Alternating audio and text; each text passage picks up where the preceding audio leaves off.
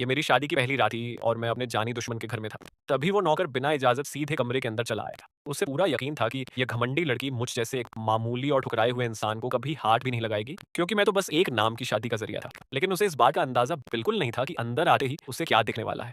वो मगरूर औरत मेरी बाहों में बेहद सुकून से सो रही थी। अचानक कमरे की तेज़ लाइट जल उठी। मेरी आँखें अभी पूरी तरह खुली भी नहीं थीं कि एक छोटे से नाज़ुक हाथ ने तुरंत मेरी आँखों को ढक लिया। "तुम्हें यहाँ आने की इजाज़त किसने दी?" "दादी जी ने।" "चले जाओ यहाँ से।" टॉन मॉकचू ने अपना सिर ऊपर उठाया। "बड़ी साहिबा, क्या आप दादी जी के हुक्म के खिलाफ जा रही हैं? तुम्हारे इस शोर की वजह से मेरे पति की नींद खराब हो गई है।" यह कहकर वो दोबारा मेरे पास आकर सिमट गई।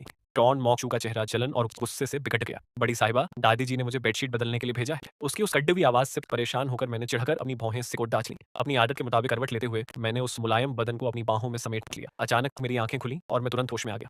मैं कौन हूँ? मैं कहाँ हूँ? और ये औरत कौन है? I am sorry. वह बेबसी से उठकर बैठ गई। "घर के नौकरों को तमीज़ नहीं है, उनकी वजह से तुम्हारी नींद खराब हो गई।" इस लड़ी-डचकी की आवाज़ इतनी मीठी कैसे हो सकती है? मुझे लगा जैसे मेरे बदन में एक सिहरन दौड़ गई हो। लेकिन रुको, कल रात की यादें धीरे-धीरे मेरे दिमाग में आने लगीं। मेरे पिता ने मुझे ज़बरदस्ती शराब पिलाई थी और उसके बाद लोग मुझे उठाकर यहाँ ले आए। उसके बाद की मेरी यादें बस एक औरत पर आकर रुक गईं और सब कुछ धुंधला हो गया। एक मामूली और कमज़ोर इंसान भला क्या कर सकता है? वो कोई हंगामा खड़ा नहीं कर सकता।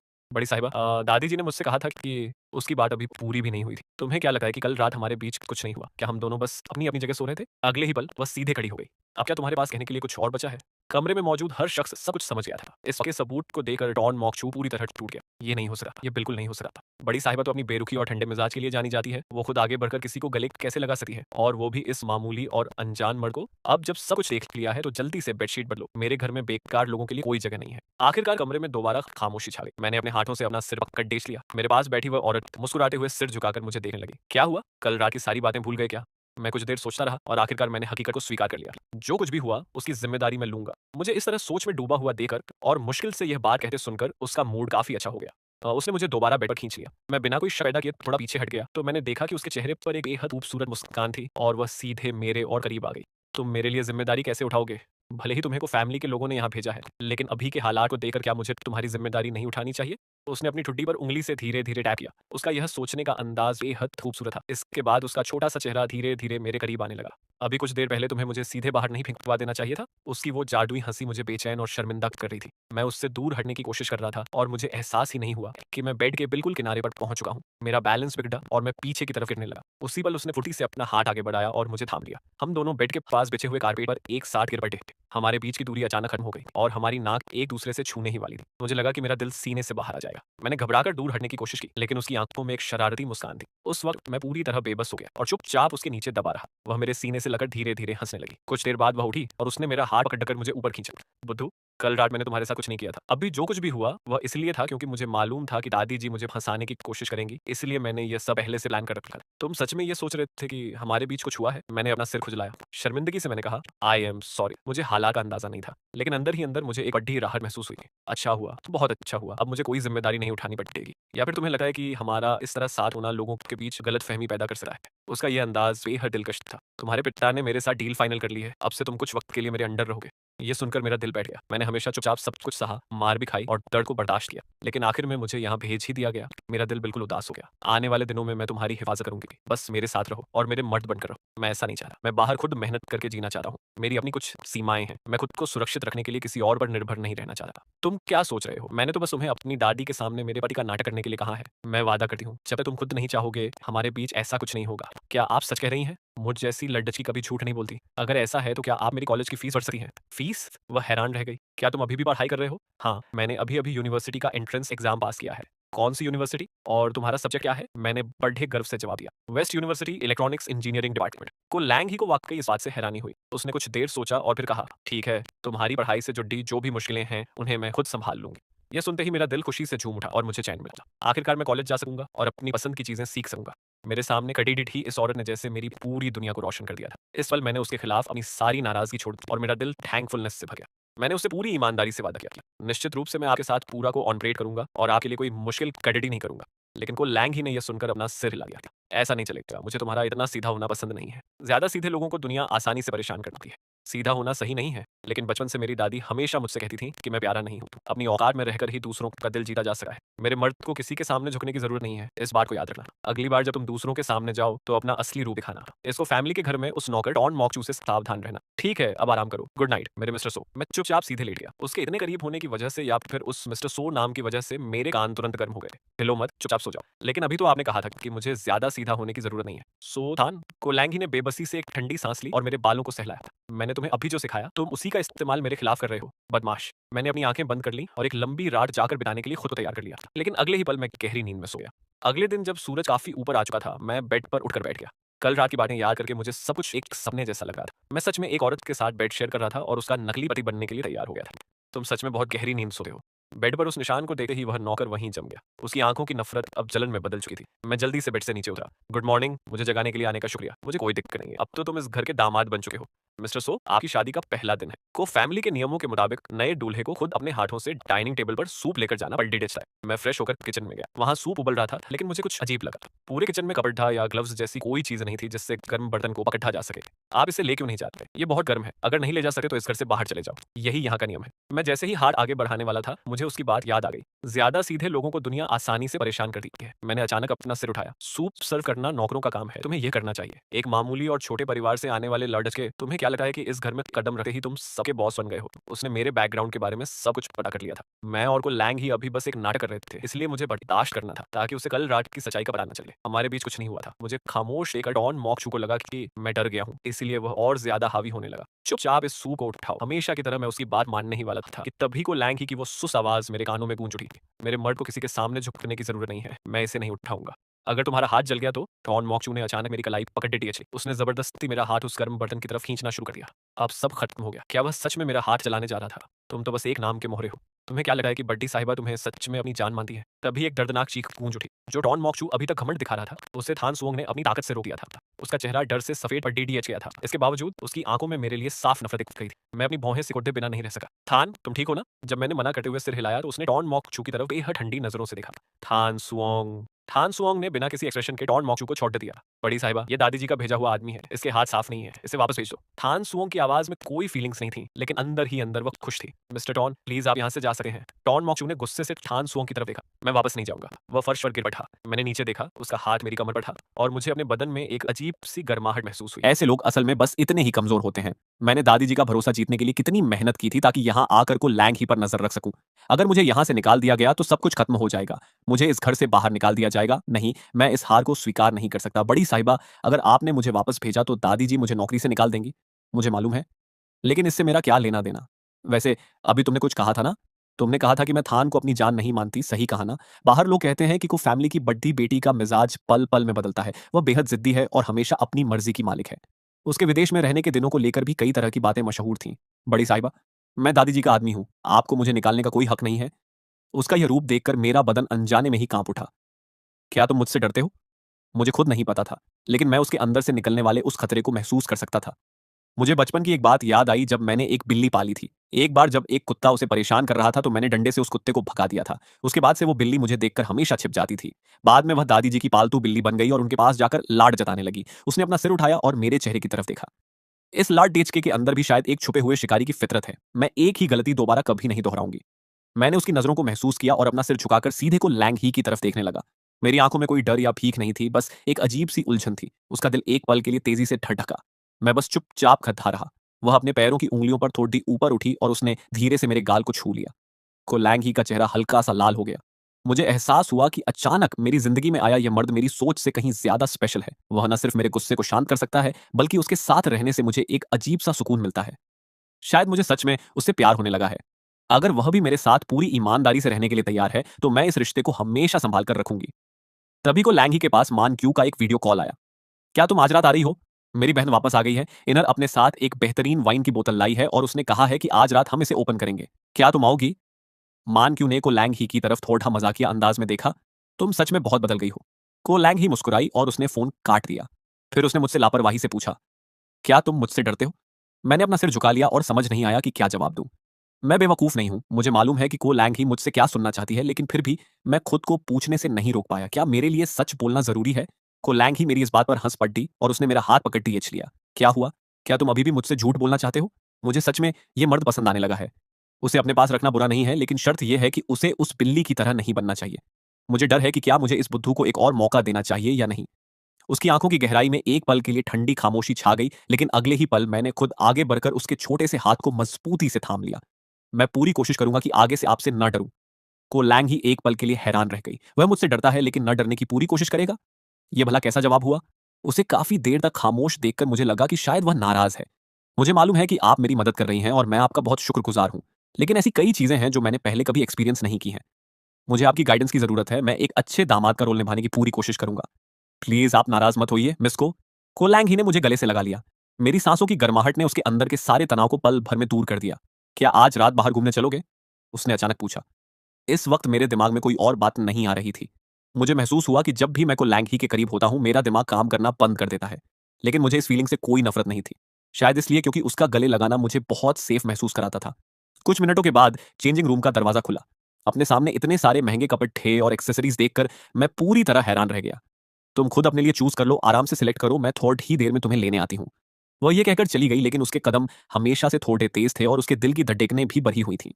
को लैंग ही मुझे किसी बेहद फॉर्मल पार्टी में नहीं ले जा रही थी, बल्कि यह बस इनर के एक क्लब में दोस्तों की एक छोटी सी मुलाकात थी। चेंजिंग रूम के दरवाजे पर वापस आते हुए उसके चेहरे पर एक उम्मीद थी। भले ही रूम में मौजूद वो सारे कपड़े ढीले जल्दी में अरेंज किए गए थे और उसने खुद उन्हें सिलेक्ट नहीं किया था, लेकिन उसे पूरा भरोसा था कि थान जो कुछ भी पहनेगा उसमें वह बेहद हैंडसम लगेगा। हालांकि कमरे के अंदर का नजारा देखकर वो हंसे या रोए उसे समझ नहीं आया।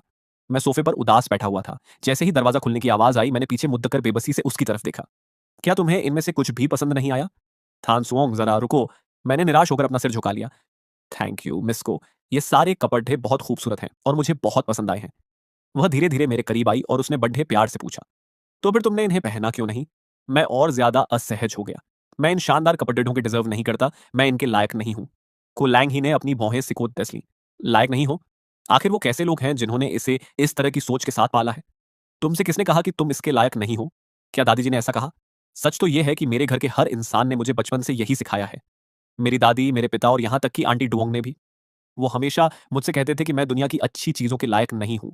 वो कहते थे कि एक मर्द को खुद के दम पर मजबूत होना चाहिए, उसे इन बाहरी और दिखावे की चीज़ों की ज़रूरत नहीं है। इसलिए बचपन से ही मैंने खुद को समझाया कि मुझे हमेशा सबकी बात माननी चाहिए और दूसरों को खुश रखना चाहिए। मैं खुद को इन महंगी चीज़ों के लायक नहीं समझता था, इसलिए मैंने कभी हुआ चिंकीत के साथ किसी चीज़ के लिए मुकाबला नहीं किया। अगर तुम्हारे जैसा हैंडसम मर्द भी इन कपड़ों के लायक नहीं है, तो इस दुनिया में कोई भी इन कपड़ों को पहनने के लायक नहीं है। तुम इसके हकदार हो। अगर तुम नहीं तो और कौन होगा? थैंक यू मिस को, मैं समझ गया। नहीं, तुम कुछ नहीं समझे। तुम दिखने में इतने हैंडसम हो और तुम्हारा नेचर भी कितना अच्छा है। तुम इतने हैंडसम हो कि मुझे तुमसे पहली नजर में ही प्यार हो गया। कोलैंग ही मुझसे ये सारी बातें कहना चाहती थी, लेकिन वह अच्छी तरह जानती थी कि इतने सालों के दबाव की वजह से मेरे दिमाग में जो हीन भावना बैठ चुकी है, वह बस कुछ बातों से दूर नहीं होने वाली। और वह इस तरह की फिल्मी और रोमांटिक बातें करने में माहिर भी नहीं थी, इसलिए वह खामोश रही। इसे ट्राई करके देखो, उसने मुस्कुराते हुए मुझसे पूछा। मेरे सिर हिलाने के बाद कोलैंग ही समझदारी दिखाते हुए पीछे मुद्दक गई। क्या यह पसंद आया? कौन सा वाला? मिस को की चॉइस बहुत अच्छी है। ये ड्रेस बहुत कंफर्टेबल और साफ सुथरी है। ये एक ऐसा स्टाइल है जो मैंने पहले कभी नहीं पहना। लेकिन मेरी दादी हमेशा कहती थी कि अगर मैं ऐसे कपड़े ढीले पहनूंगा तो बहुत बुरा दिखूंगा।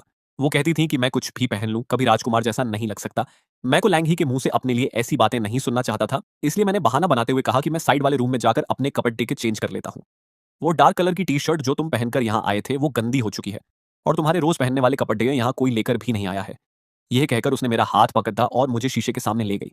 तुम खुद शीशे में देखो कि तुम कितने हैंडसम लग रहे हो। वह लड्डेचको की तारीफ करने में ज्यादा अच्छी नहीं थी। ये कहते हुए उसके चेहरे पर थोड़ी हिचकिचाहट साफ दिख रही थी। मैंने शीशे की तरफ देखा और उसमें दिख रहे इंसान को हैरान होकर निहारने लगा, जबकि उसकी नजरें पूरी तरह मुझ पर टिकी हुई थीं। वह बहुत खूबसूरत थी और शीशे में दिख रहे मेरे अक्स को बेहद संजीदगी से देख रही थी। क्या वह सचमुच यह मानती है कि मैं इस सब के लायक हूँ? यह सोचते ही मेरा ध्यान खुद पर गया और मेरे चेहरे पर एक हल्की सी मुस्कान आ गई। मुझे पहली बार महसूस हुआ कि मैं मिस कू के चुने हुए इन कपड़ों के सचमुच लायक हूँ। मिस को, क्या आप मेरे लिए शूज सिलेक्ट करने में भी मेरी मदद कर सकती हैं? को लैंग ही अपने पैरों पर थोड़ी ऊपर उठी और उसने मेरे गाल पर एक छोटा सा किस किया। ये तुम्हारी मदद के बदले मेरा थैंक यू गिफ्ट है। तुम्हारे अलावा इस दुनिया में किसी की इतनी हिम्मत नहीं है जो मुझसे इस तरह के काम करवा सके। लेकिन जब उसने देखा कि मैं हैरान होकर अपना गाल छिपा रहा हूं तो वह खिलखिलाकर हंस पड़ी। सब कुछ सेट होते होते रात हो चुकी थी, लेकिन को लैंग ही को कोई जल्दी नहीं थी। उसने तो थान सोंग से कहकर एक हेयर स्टाइलिस्ट को भी बुला लिया ताकि वह मेरे बालों को सेट कर सके। मिस को सब हो गया है। को लैंग ही ने कंप्यूटर से अपनी नजरें हटाई और जब उसने मुझे पूरी तरह तैयार देखा तो उसकी आंखों में एक हैरान करने वाली चमक आ गई। थान, तुम बहुत हैंडसम लग रहे हो। पता नहीं क्यों जब भी को लैंग ही मेरी तारीफ करती थी मुझे उसकी हर बात सच लगने लगती थी। पहले जब भी हुआ चिंकीत का बर्थडे होता था तो घर पर हमेशा स्टाइलिस्ट आकर उसके बाल सेट करता था और वह महंगे कस्टमाइज्ड सूट पहनता था। मैं उस वक्त बस दूर से देखकर यह सब विश करता था। थान चलो चले। मिस्को ने मेरे लिए जो कपड़े टीट है और शूज चुने थे वो बहुत ही क्लासिक थे और मेरी गड्डी भी बहुत शानदार थी। मुझे बहुत ज्यादा ऊंचे सपने नहीं देखने चाहिए वरना लोग मुझसे नफरत करने लगेंगे। मैं बार बार खुद को यही समझा रहा था। इसी सोच में डूबे होने की वजह से मैं को लैंग ही की बात ठीक से नहीं सुन पाया। वहां जाकर उस मान क्यू नाम की लाड डिकी के ज्यादा करीब मत जाना। जैसे ही हमने वीआईपी रूम का दरवाजा खोला एनर शैंपेन की बोतल ओपन कर रही थी। देखते ही देखते शैंपेन का झाग सीधे को लैंग ही के कपड़ेटों पर जाकर गिरा और वह पूरी तरह भीग गई। लैंग ही तुम आ गई। को लैंग ही ने मुझे सहारा दिया और मैं साइड वाले सोफे पर बैठ गया। इस कम कैपेसिटी वाली लार्डिश की एनर को इतनी शराब किसने पिलाई। इसे इस कदर नशे में धुत कर देना भी अपने आप में एक टैलेंट है। वहां मौजूद बिडेज को लैंग ही के कपड़ों को खराब होते देख रही थी लेकिन किसी की कुछ बोलने की हिम्मत नहीं हुई। मुझे उस वक्त सीधे जाकर उसके सामने खड्डीरे नहीं हो जाना चाहिए था क्या। अब मुझे क्या करना चाहिए। मैंने तुरंत अपना कोट उतारा, आगे बढ़ा और उसे उसके कंधों पर डाल दिया। मेरा यह फैसला बहुत क्विक था और अपना काम करके मैं तुरंत एक तरफ जाकर खड़ी देता हो गया। कमरे के एक कोने में बैठी एक औरत जोर से हंस पड़ती। क्या ये को फैमिली की बड्डी बेटी का नया पेट है। को लैंग ही ने अपनी भौहें सिकोट डाली लेकिन उसने कोई पलटवार नहीं किया। बस एक बार मुद्दा कर मुझे देखा। मैंने ऐसा नाटक किया जैसे मैंने कुछ सुना ही ना हो और मैं चुपचाप एक कोने में खद्दा रहा। मान क्यों तुम अब हद पार कर रही हो। वह मुझे अपने पास बैठाना चाहती थी लेकिन मैंने धीरे से उसका हाथ हटा दिया। कोलैंग ही को इस तरह इग्नोर किए जाने पर भी गुस्सा नहीं आया बल्कि उसकी नजरें मुझ पर टिक गईं और इस बार उसकी आंखों में एक अलग ही जांच परख थी। तो को फैमिली की बड्डी बेटी को इस टाइप के लाड डच के पसंद है। कोलैंग ही ने उसकी तरफ देखा लेकिन कोई जवाब नहीं दिया। हालांकि उसका चेहरा अब गंभीर हो चुका था। उसने मेरा हाथ पकड़ा और मुझे सोफे के बिल्कुल सेंटर में लाकर बिठा दिया। उसने मेरे लिए शराब की जगह फ्रेश जूस मंगवाया। ये बिल्कुल फ्रेश जूस है। तुम एक मर्द होकर भी शराब पीना नहीं जानते। मुझे उम्मीद नहीं थी कि वह मुझसे बात करेगी। मैं एक पल के लिए सन्न रह गया। हेलो, मुझे शराब पीना नहीं आता। मान क्यू ने जब मेरा चेहरा करीब से देखा तो उसने को लैंग ही की तरफ देखकर अजीब सा मुंह बनाया। इतना हैंडसम लड़के का तुम्हारे हाथ लग गया, ये तो सरासर बर्बादी है। मैं घबराकर इस बात को क्लियर करना चाहता था लेकिन मान क्यू का पूरा ध्यान अब मुझ पर ही था। मैं और को लैंग ही एक ही उम्र के हैं और हम बचपन से ही एक दूसरे के राइवल रहे हैं। हर चीज में हमें एक दूसरे से आगे निकलना होता था, चाहे स्कूल में टॉप करना हो, स्पोर्ट्स में गोल्ड मेडल जीतना हो, स्कॉलरशिप हासिल करनी हो या फिर कोई बड़ा बिजनेस प्रोजेक्ट हो। हमने कभी एक दूसरे के सामने हार नहीं मानी थी। अब मेरा ध्यान को लैंग ही के पास खड़े उस लड़के पर टिक गया था। पहले की सभी लड़ाइयों में मैं हमेशा को लैंग ही के सामने कमजोर साबित हुई थी लेकिन इस सीधे साधे और मासूम लड़के को देखकर मेरे अंदर उसे को लैंग ही से छीनने की इच्छा जाग उठी। मान क्यू ने मेरी तरफ एक नजर देखा और कहा, बड़ी मुश्किल से तुमने किसी को अपने साथ बाहर निकाला है, क्या इसका इंट्रोडक्शन नहीं करोगी। को लैंग ही ने ठंडी सांस ली। ठीक है, ये मेरा मंगेतर है। ये कहकर उसने बहुत ही नेचुरल तरीके से मेरा हाथ थाम लिया। वहां मौजूद हर शख्स एक पल के लिए सन्न रह गया। इसके बाद कमरे में हैरान होने की आवाजें गूंज उठी। ट्राई हिन एक जलन से भरी बिल्ली की तरह अपनी जगह पर उछल पड़ी। लॉयर हा ने खुद को शांत रखने की कोशिश की और जमीन पर गिरा अपना चश्मा उठाया। मूक त्यू त्यू ने अपने सीने पर हाथ रखकर खुद को दिलासा दिया। एनर ने अपनी भौहें सिकोड़ी और उसके मुंह से शराब की बदबू आ रही थी। मान क्यू को इस बात का अंदाजा पहले से ही था इसलिए उसने अपनी छोटी बहन की तरफ हमदर्दी से देखा। खुद मान क्यू भी इस बात को सुनकर हैरान रह गई और उसके मुंह से बिना सोचे समझे यह चैलेंज निकल गया। तुम्हारे जैसी लड़की का भी कोई मंगेतर हो सकता है। उसने को लैंग ही के बिगड़ते चेहरे को पूरी तरह इग्नोर कर दिया। क्या उसने तुम्हारे साथ जबरदस्ती की है। मुझे बताओ, मैं तुम्हें इंसाफ दिलाऊंगी। अगले ही पल को लैंग ही ने गुस्से में मुझे अपनी तरफ खींचा और मेरे कान के पास आकर धीरे से फुसफुसाकर कहा, कार में मैंने तुम्हें क्या समझाया था। तुम सब कुछ भूल गए क्या। मेरा दिमाग उस वक्त पूरी तरह सुन्न हो चुका था। भूलने की तो बात ही दूर थी, सच तो यह था कि मुझे उसकी कोई बात सुनाई ही नहीं दी थी। मुझे धीरे धीरे एहसास हुआ कि शायद मैंने कोई बड़ी गड़बड़ कर दी है। मैं जरा वॉशरूम होकर आता हूँ। मैं घबराकर तुरंत वहां से निकल गया। को लैंग ही ने मेरी पीठ की तरफ देखा और उसके चेहरे पर एक हल्की सी मुस्कान आ गई। यह नजारा देखकर मान क्यू ने छिड़कर अपना मुंह बना लिया और कमरे का दरवाजा बंद हो गया। मान क्यू ने ताना मारते हुए कहा, इस तरह का दिखावा करना कुछ ज्यादा ही अजीब लग रहा है। खुद को और शर्मिंदा मत करो। बचपन से साथ पले बड़े दोस्तों के सामने यह पहली बार था जब को लैंग ही सच में बहुत ज्यादा गुस्से में थी। लेकिन मान क्यू ने अपने लाल होंठों को सिकोड़ते हुए कहा, शर्मिंदगी, बस ये देखना है कि क्या तुम खुद को साबित करने का कोई मौका देती हो या नहीं। मुझे इस बात का बिल्कुल अंदाजा नहीं था। मेरे जाने के बाद को लैंग ही मुझे प्रोटेक्ट करने के लिए मान क्यू से लगभग भिड़ गई थी। मैं वॉशरूम में आ गया। पिछले कुछ दिनों से मैं बहुत ज्यादा कमजोरी महसूस कर रहा था, सिर घूम रहा था और मेंटल कंडीशन भी ठीक नहीं थी। यह प्रॉब्लम शायद तब से शुरू हुई थी जब को लैंग ही पहली बार मेरे करीब आई थी या फिर शायद उस पहली रात की मुलाकात के बाद से ही मुझे यह बीमारी लग गई थी। शू बड़ी साहिबा, अब इस बात को छिपाने का क्या फायदा। यहाँ कोई बाहर का इंसान नहीं है। मैं यहाँ ज्यादा लोगों को नहीं जानता था लेकिन यह आवाज मेरे लिए बहुत पहचानी हुई थी। ये हुआ चिंकीत था। कल तुम्हारी सगाई होने वाली है ना। हाँ, इसीलिए तो सगाई से पहले मैं अपनी बैचलर लाइफ के इस आखिरी वक्त को पूरी तरह एंजॉय करना चाहता हूँ। हुआ चिंकीत तो आंटी ह्यान की बेटी को पसंद करता था। तो फिर वह यहाँ क्या कर रहा है। क्या मुझे कोई गलत फहमी हुई है। मैंने अपनी मुठ्ठियां भींच ली और सांस रोककर धीरे धीरे वॉशरूम के केबिन की तरफ बढ़ा। लेकिन जैसे ही मैं करीब पहुंचा, मेरे पैरों तले जमीन खिसक गई। मैंने अपने मुंह पर हाथ रखने की कोशिश की, लेकिन मेरी हैरान करने वाली चीख रुक नहीं पाई। वहां कौन है? मैं मुड़कर भागना चाहता था, लेकिन केबिन का दरवाजा जोर से खुला। हुआ चिंकीत बस मेरे करीब पहुंचने ही वाला था। तुम यहाँ क्या कर रहे हो? हुआ चिंकीत चिल्लाया, और उसकी आंखों में मेरे लिए नफरत और गुस्सा साफ दिख रहा था। क्या तुम इस इंसान को जानती हो? ये बस एक मामूली और बेकार सा लड़का है। मिस चू, आप फिक्र मत कीजिए। आज रात की बात ये बाहर किसी से कहने की हिम्मत नहीं करेगा। लेकिन ये लड़का दिखने में काफी अच्छा है। चू मोंग दी को असल में मुझे पसंद करना चाहिए था, लेकिन इस लड़के को देखते ही वह उसकी तरफ अट्रैक्ट हो गई। हमेशा ऐसा ही होता है। ये वही लड़का है जिसे मैंने हमेशा दबा कर रखा, और आज ये बार बार मेरे प्लान खराब कर रहा है। मिस चू, आप इन दिनों कुछ नया ट्राई करना चाहती थी ना? क्या इत्तेफाक है? क्या आप इसे आजमाना चाहेंगी? मुझे उनकी बातें पूरी तरह समझ नहीं आ रही थी, लेकिन जू मोंग दी की नजरों ने मेरे रोंगटे खड़े कर दिए। मैंने खुद से कहा कि मुझे हिम्मत रखनी होगी। बस इस कॉरिडोर के कोने से बाहर निकलते ही वह वीआईपी रूम है जहां को लैंग ही मौजूद है। अगर मैं उसके पास पहुंच गया तो मैं सेफ हो जाऊंगा। चू मोंग दी ने अपना हाथ आगे बढ़ाया। मैंने साइड हटकर खुद को बचाया। चू मोंग दी गुस्से में चिल्लाई, चिंकीत, आगे बढ़ो और इसे पकड़ो। मैं एक कदम पीछे हटा। मैंने तुरंत थान सुओंग के सिखाए हुए मूव्स को याद किया और उसका पैर फंसाकर उसे जमीन पर गिरा दिया। यह पहली बार था जब मैंने किसी के जुल्म के खिलाफ खुद कदम उठाया था। मेरा दिल बहुत तेजी से धड़क रहा था। मेरे बदन का खून खौल रहा था। मैं पूरी ताकत से बाहर की तरफ भागा। मेरी सांसें फूल रही थीं और गले में एक अजीब सी कड़वाहट थी। मेरे दिमाग में बस एक ही बात चल रही थी, कम ऑन, थोड़ा और बर्दाश्त करो, बस एक बार को लैंग ही के पास पहुंच जाऊं। बहुत अच्छे, तुम्हारी इतनी हिम्मत कि तुम मेरे खिलाफ जाओगे। उस पल मुझे लगा कि मैं इस मुसीबत से नहीं बच पाऊंगा। मेरे दिमाग में पुरानी यादें बिजली की तरह कौंध गईं, लेकिन आखिरकार वो यादें आकर को लैंग ही के चेहरे पर रुक गईं। वह औरत जिसने मेरे लिए कपड़े चुने थे, मेरा दिल किया कि वह एक बार फिर अपने हाथों से मेरे लिए कपड़े सिलेक्ट करे। मैंने खुद से एक ऐसी विश की जो मुझे खुद बचकानी लग रही थी। तभी अचानक मेरे सामने अंधेरा छा गया, लेकिन जैसा दर्द मैंने सोचा था वैसा कुछ नहीं हुआ। मेरा सिर सीधे मान क्यू के हाथ से टकराया। उसने हुआ चिंकीत और चुमोंग दी की तरफ देखा, और फिर सिक्योरिटी गार्ड्स उन्हें कॉलर पकड़कर बाहर खींच ले गए। क्लब की लाइटें बहुत तेज थीं। मैंने सिर उठाकर अपनी आंखें सिकोड़ते हुए मान क्यू की तरफ देखा। क्या मैं ब्यूटीफुल हूँ? हाँ। मान क्यू की मुस्कान और ज्यादा शरारती हो गई। मैंने सुना है कि तुम आजकल लैंग ही के घर पर रह रहे हो।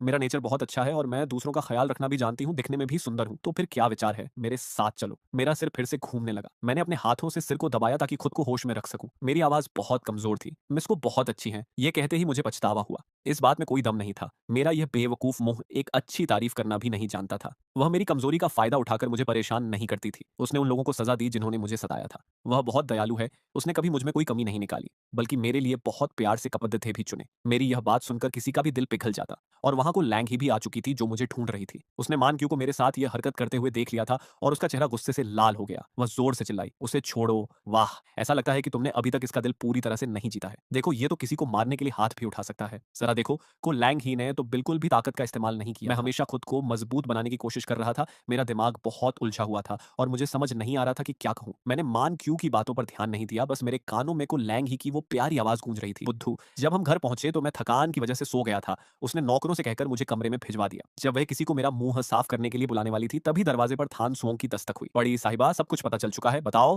पूरी कहानी सुनने के बाद को लैंग ही का चेहरा बर्फ की तरह ठंडा हो गया और उसने अपने होंठ भींच ली। उसने खामोशी से मुझे सोते हुए देखा और उसकी भौहें सिकुड़ गई। थान को इतनी बड़ी मुसीबत का सामना करना पड़ा, फिर भी उसने मुझसे एक शब्द नहीं कहा। उसकी यह खामोशी सच में दिल को दुखाने वाली थी। बड़ी साहिबा, क्या मुझे जाकर उन्हें एक बार वार्निंग देनी चाहिए? इसकी कोई जरूरत नहीं है। सिर्फ बातों से वार्निंग देने का कोई फायदा नहीं होता, उसका कोई असर नहीं होगा। उन जानवरों को अपनी गलती का एहसास होना ही चाहिए। जब मेरी दोबारा आंख खुली तो दोपहर ढल चुकी थी। मैंने अपने भारी सिर को धीरे से सहलाया। आजकल मैं कुछ ज्यादा ही सो रहा था। मुझे लगा जैसे मैं अपनी जिंदगी का बहुत सारा वक्त खो रहा हूँ। मैं सीढ़ियों से नीचे उतरा तो देखा कि को लैंग ही घर पर नहीं, मैनेजर अंकल ट्रान हॉल में खड़े थे। मुझे देखते ही वह आगे बढ़े और बहुत सम्मान के साथ बोले, मिस्टर सो, बड़ी साहिबा किसी काम से बाहर गई हैं। जाने से पहले उन्होंने मुझे आपका खास ख्याल रखने का हुक्म दिया था, तो फिर मुझे अंकल ट्रान को थोड़ी तकलीफ देनी पड़ेगी। हाँ हाँ हाँ, अब समझ आया कि बड़ी साहिबा आपको इतना पसंद क्यों करती है। अंकल ट्रान ने अपनी आधी से ज्यादा जिंदगी गुजार दी है और इस दुनिया में न जाने कितने लोगों को देखा है, लेकिन आप जैसा तहजीब वाला और संस्कारी लड़का आज के दौर में मिलना बहुत मुश्किल है। और आपकी यह सादगी और सीधापन बिल्कुल सच्चा है। क्या मिस को मुझे सच में इतना पसंद करती है? मैंने तो आज तक बड़ी साहिबा को किसी के लिए इतना परेशान होते नहीं देखा। वह मुझे लेकर बैकयार्ड की तरफ बढ़े। वहां पेड़ के नीचे एक आरामदायक आराम कुर्सी, लेजी चेयर रखी हुई थी। जाइए, इस पर बैठकर देखिए। मैंने बड़ी खुशी से पूछा, क्या मैं सच में इस पर बैठ सकता हूँ? बिल्कुल, ये कोना खुद बड़ी साहिबा ने अपने हाथों से खास तौर पर आपके लिए ही डिजाइन करवाया है, खास तौर पर मेरे लिए। लेकिन अगले ही पल मेरे अतीत की हीन भावना एक बार फिर मुझ पर हावी हो गई।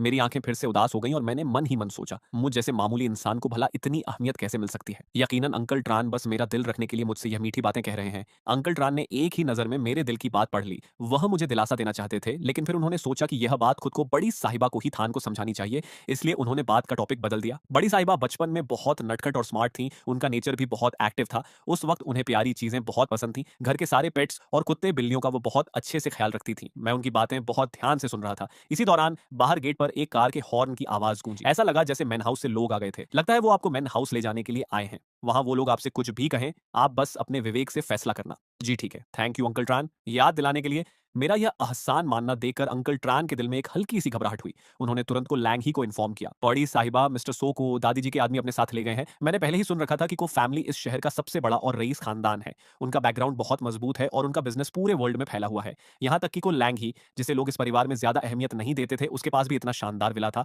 मुझे लगा था कि को फैमिली का मेन हाउस और भी ज्यादा आलीशान और भव्य होगा, लेकिन मेरे सामने जो पुराना और ट्रेडिशनल महल जैसा घर था, उसे देखकर मैं हैरान रह गया। मिस्टर सो, हम पहुंच गए हैं। मेरा दिल बहुत तेजी से धड़क रहा था। मैंने उस आदमी से पूछा कि क्या मिस को भी यहाँ आ रही हैं, लेकिन उसने मुझे कोई जवाब नहीं दिया। मैं थोड़ा असहज हो गया, अपना सिर झुकाया और चुपचाप उस रास्ता दिखाने वाली औरत के पीछे पीछे आगे बढ़ने लगा। दादी जी, वो आ गया है, रास्ता दिखाने वाली औरत ने यह कहा और एक तरफ हट गई। पूरे आंगन में सन्नाटा पसरा हुआ था। मैं दरवाजे पर खड़ा था, मेरा दिल धक धक कर रहा था। मैंने एक गहरी सांस ली और खुद को शांत किया।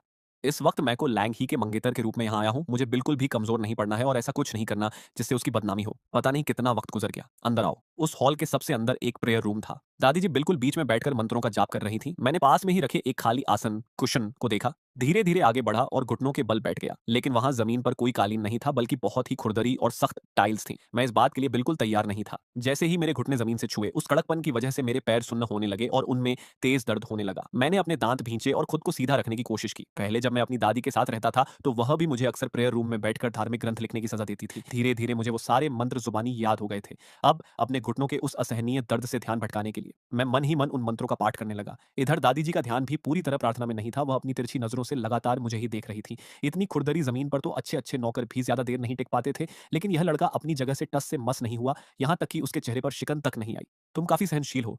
दादी जी ने मंत्र पढ़ना बंद किया और धीरे से अपनी आंखें खोली। असल में हम जिस लड़के को यहाँ लाना चाहते थे वह हुआ फैमिली का बड़ा बेटा था, लेकिन धोखा देकर तुम्हारी जगह उसे भेज दिया गया। तुम बताओ, मुझे हुआ फैमिली को क्या सजा देनी चाहिए? चाहे जो भी सजा हो, हुआ फैमिली के लिए वह पूरी तरह बर्बादी लेकर आएगी। उस दिन के बाद से मैं को लैंग ही का आदमी बन चुका था और मेरा हुआ फैमिली से कोई रिश्ता नहीं रह गया था। लेकिन फिर भी मेरे दिल में एक हल्की सी टीस उठी। मैंने हमेशा हुआ फैमिली को अपना माना, हर मोड़ पर समझौता किया और जुल्म सहे, लेकिन बदले में मुझे सिर्फ बेइज्जती, झूठे इल्जाम और धोखा मिला। बाहर के लोग मुझे बदकिस्मत, डरपोक और कमजोर कहते थे, जिससे सब नफरत करते थे। लेकिन को लैंग ही अलग थी। उसने मुझे अपनेपन की गर्माहट दी और मुझसे कहा कि वह विला ही मेरा घर है। यह सोचते ही मेरी आंखों में एक नरमी और मजबूती आ गई। मैंने सीधे दादी जी की उन परखने वाली नजरों का सामना किया। तुम मेरी सोच से कहीं ज्यादा इंटरेस्टिंग हो। खैर, अब तुम खड़े हो सकते हो। मुझे समझ आ गया कि पहला टेस्ट तो पास हो गया। मुझे लगा था कि शायद गलती से इसे कोई सॉफ्ट आसन मिल गया है, इसीलिए यह लड़का इतनी शांति से बैठा हुआ है।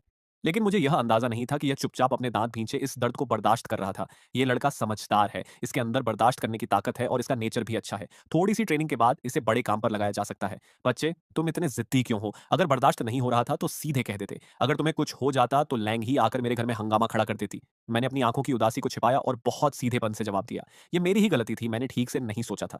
मेरा यह सीधापन देखकर उन्हें लगा कि मुझे आसानी से कंट्रोल किया जा सकता है। सच कहूं तो तुम्हें उस हुआ फैमिली के लड़के की जगह लैंग ही से शादी करनी पड़ी। यह तुम्हारे साथ बहुत बड़ा धोखा है। मिस को बहुत अच्छी है। अच्छी? उस लड़की के पास को फैमिली की प्रॉपर्टी का कोई हक नहीं है। भले ही बाहर लोग कहते हैं कि उसके बड़े बड़े कॉन्टैक्ट्स हैं, लेकिन असल में वो सब मामूली और बेकार लोग हैं जो हमारे सामने टिक भी नहीं सकते। उसकी बड़ी बहन के सामने उसकी कोई औकात नहीं है। मिस को मेरे साथ बहुत अच्छे से रहती हैं। युवान, क्यों ना हम दोनों एक डील कर लें? तुम मेरी साइड आ जाओ और मैं तुम्हें हुआ फैमिली से तुम्हारा हक और बदला दिलाऊंगी। इसके अलावा मेरी दूसरी बेटी के पास को फैमिली का बहुत सारा बिजनेस और प्रॉपर्टी है। अगर तुम मेरी बात मान लेते हो तो मैं वादा करती हूँ कि तुम्हारी पूरी जिंदगी ऐशो आराम से गुजरेगी और तुम्हें कभी किसी चीज की फिक्र नहीं करनी पड़ेगी। उनकी नज़र में मैं को लैंग ही को कंट्रोल करने का सबसे बेस्ट जरिया था, इसलिए उन्होंने जो ऑफर दिया वह काफी बड़ा था। कम से कम उन्हें ऐसा ही लग रहा था। दादी जी, अब जब मैं मिस्को का आदमी बन चुका हूं तो यकीनन मेरा दिल हमेशा को फैमिली के लिए ही धड़केगा, यानी कि आपके लिए। दादी जी, वह अच्छी तरह जानती थी कि को लैंग ही और उनके बीच 36 का आंकड़ा है। यह लड़का साफ तौर पर अनजान बनने का नाटक कर रहा था, लेकिन उसके सीधे चेहरे ने उन्हें भी उलझन में डाल दिया। वह अभी गुस्से में चिल्लाने ही वाली थी कि अचानक मैंने अपने सीने को जोर से पकड़ लिया और मेरी सांसें फूलने लगी। ये जरूर कोई नाटक कर रहा है। बड़ी साहिबा, आप अंदर नहीं जा सकती। तभी को लैंग ही दरवाजे से अंदर आई। उसने मुझे जमीन पर गिरते हुए देखा और फिर दादी जी की तरफ बेहद गुस्से और नफरत से देखा। आपने थान को अकेले मैन हाउस क्यों बुलाया? मैं इतनी बेवकूफ कैसे हो सकती हूँ कि मैंने आपको थान का टेस्ट लेने की इजाजत दी? मैं खुद पहले आकर उसे यहाँ से वापस क्यों नहीं ले गई? अगर उसे कुछ भी हुआ तो मैं किसी को नहीं छोड़ूंगी। बड़ी बड़ी बातें मत करो, मुझे भी देखना है कि तुम्हारे अंदर कितनी ताकत है। खैर, ऐसा लगता है कि यह लड़का तुम्हारे लिए बहुत ज्यादा इंपॉर्टेंट है। जब किसी के दिल में किसी को अपनी जान से ज्यादा प्रोटेक्ट करने की चाहत होती है तो उसके कदमों में एक बंधन आ जाता है और ऐसे इंसान को काबू में करना और भी आसान हो जाता है। हॉस्पिटल में हालात कुछ ठीक नहीं थे, डॉक्टर ने कहा। इसके बदन में पिछले कई दिनों से एक अजीब सा टॉक्सिक एनर्जी जमा हो रहा था, जो आज अचानक बाहर आया है। आप शांत हो जाइए, ये प्रॉब्लम आज की नहीं है और ऐसा नहीं है कि उस बूढ़ी औरत ने कुछ किया है। कई दिनों तक लगातार सोते रहना और थकावट महसूस होना, ये सब इसी के शुरुआती लक्षण थे। भले ही अभी यह अटैक काफी सीरियस लग रहा है, लेकिन इससे उसकी जान को कोई खतरा नहीं है। शायद पिछले कुछ दिनों से ये हमेशा नींद में और खोया हुआ रहता था, इसलिए किसी ने ध्यान नहीं दिया। इस नेगेटिव प्रेशर ने इसे अंदर ही अंदर बहुत कमजोर कर दिया था, जो आज पूरी तरह बाहर आ गया है। अच्छी बात यह है कि इसका फिजिकल स्ट्रक्चर बहुत स्पेशल है और इसका दिल बहुत मजबूत है, जिसने इसके मेन सिस्टम को बचा लिया। अब यह नेगेटिव प्रेशर धीरे धीरे खुद ही खत्म हो रहा है और फिलहाल खतरा टल चुका है। मेडिकल बेड पर मैं बिल्कुल शांत लेटा हुआ था, जैसे गहरी नींद में सो रहा हूं। थान, तुम बहुत बड़े बदमाश हो, तुमने चुपके से मेरा दिल चुरा लिया। मंच गया, कमरे में आया और उसके हाथ में मेडिकल रिपोर्ट्स थी। इसकी असली वजह क्या है, ये मैं अभी पूरी तरह पता नहीं लगा पाया हूं। मैं बस कुछ सपोर्टिव मेडिसिन लिख रहा हूं, बाकी हमें धीरे धीरे इस पर नजर रखनी होगी। कोलैंग ही ने अपनी भौहें सिकोड़ी। क्या तुम भी इसका पता नहीं लगा पाए? हाँ, ये वाकई बहुत अजीब है, कुछ समझ नहीं आ रहा। कोलैंग ही ने एक गहरी सांस ली। चाहे जो भी हो, तुम्हें इसकी जड़ तक पहुंचना होगा। अगर जरूरत पड़े तो अपने प्रोफेसर की हेल्प लो। मैं थान की बॉडी में ऐसा कोई भी खतरा बाकी नहीं रहने दे सकती।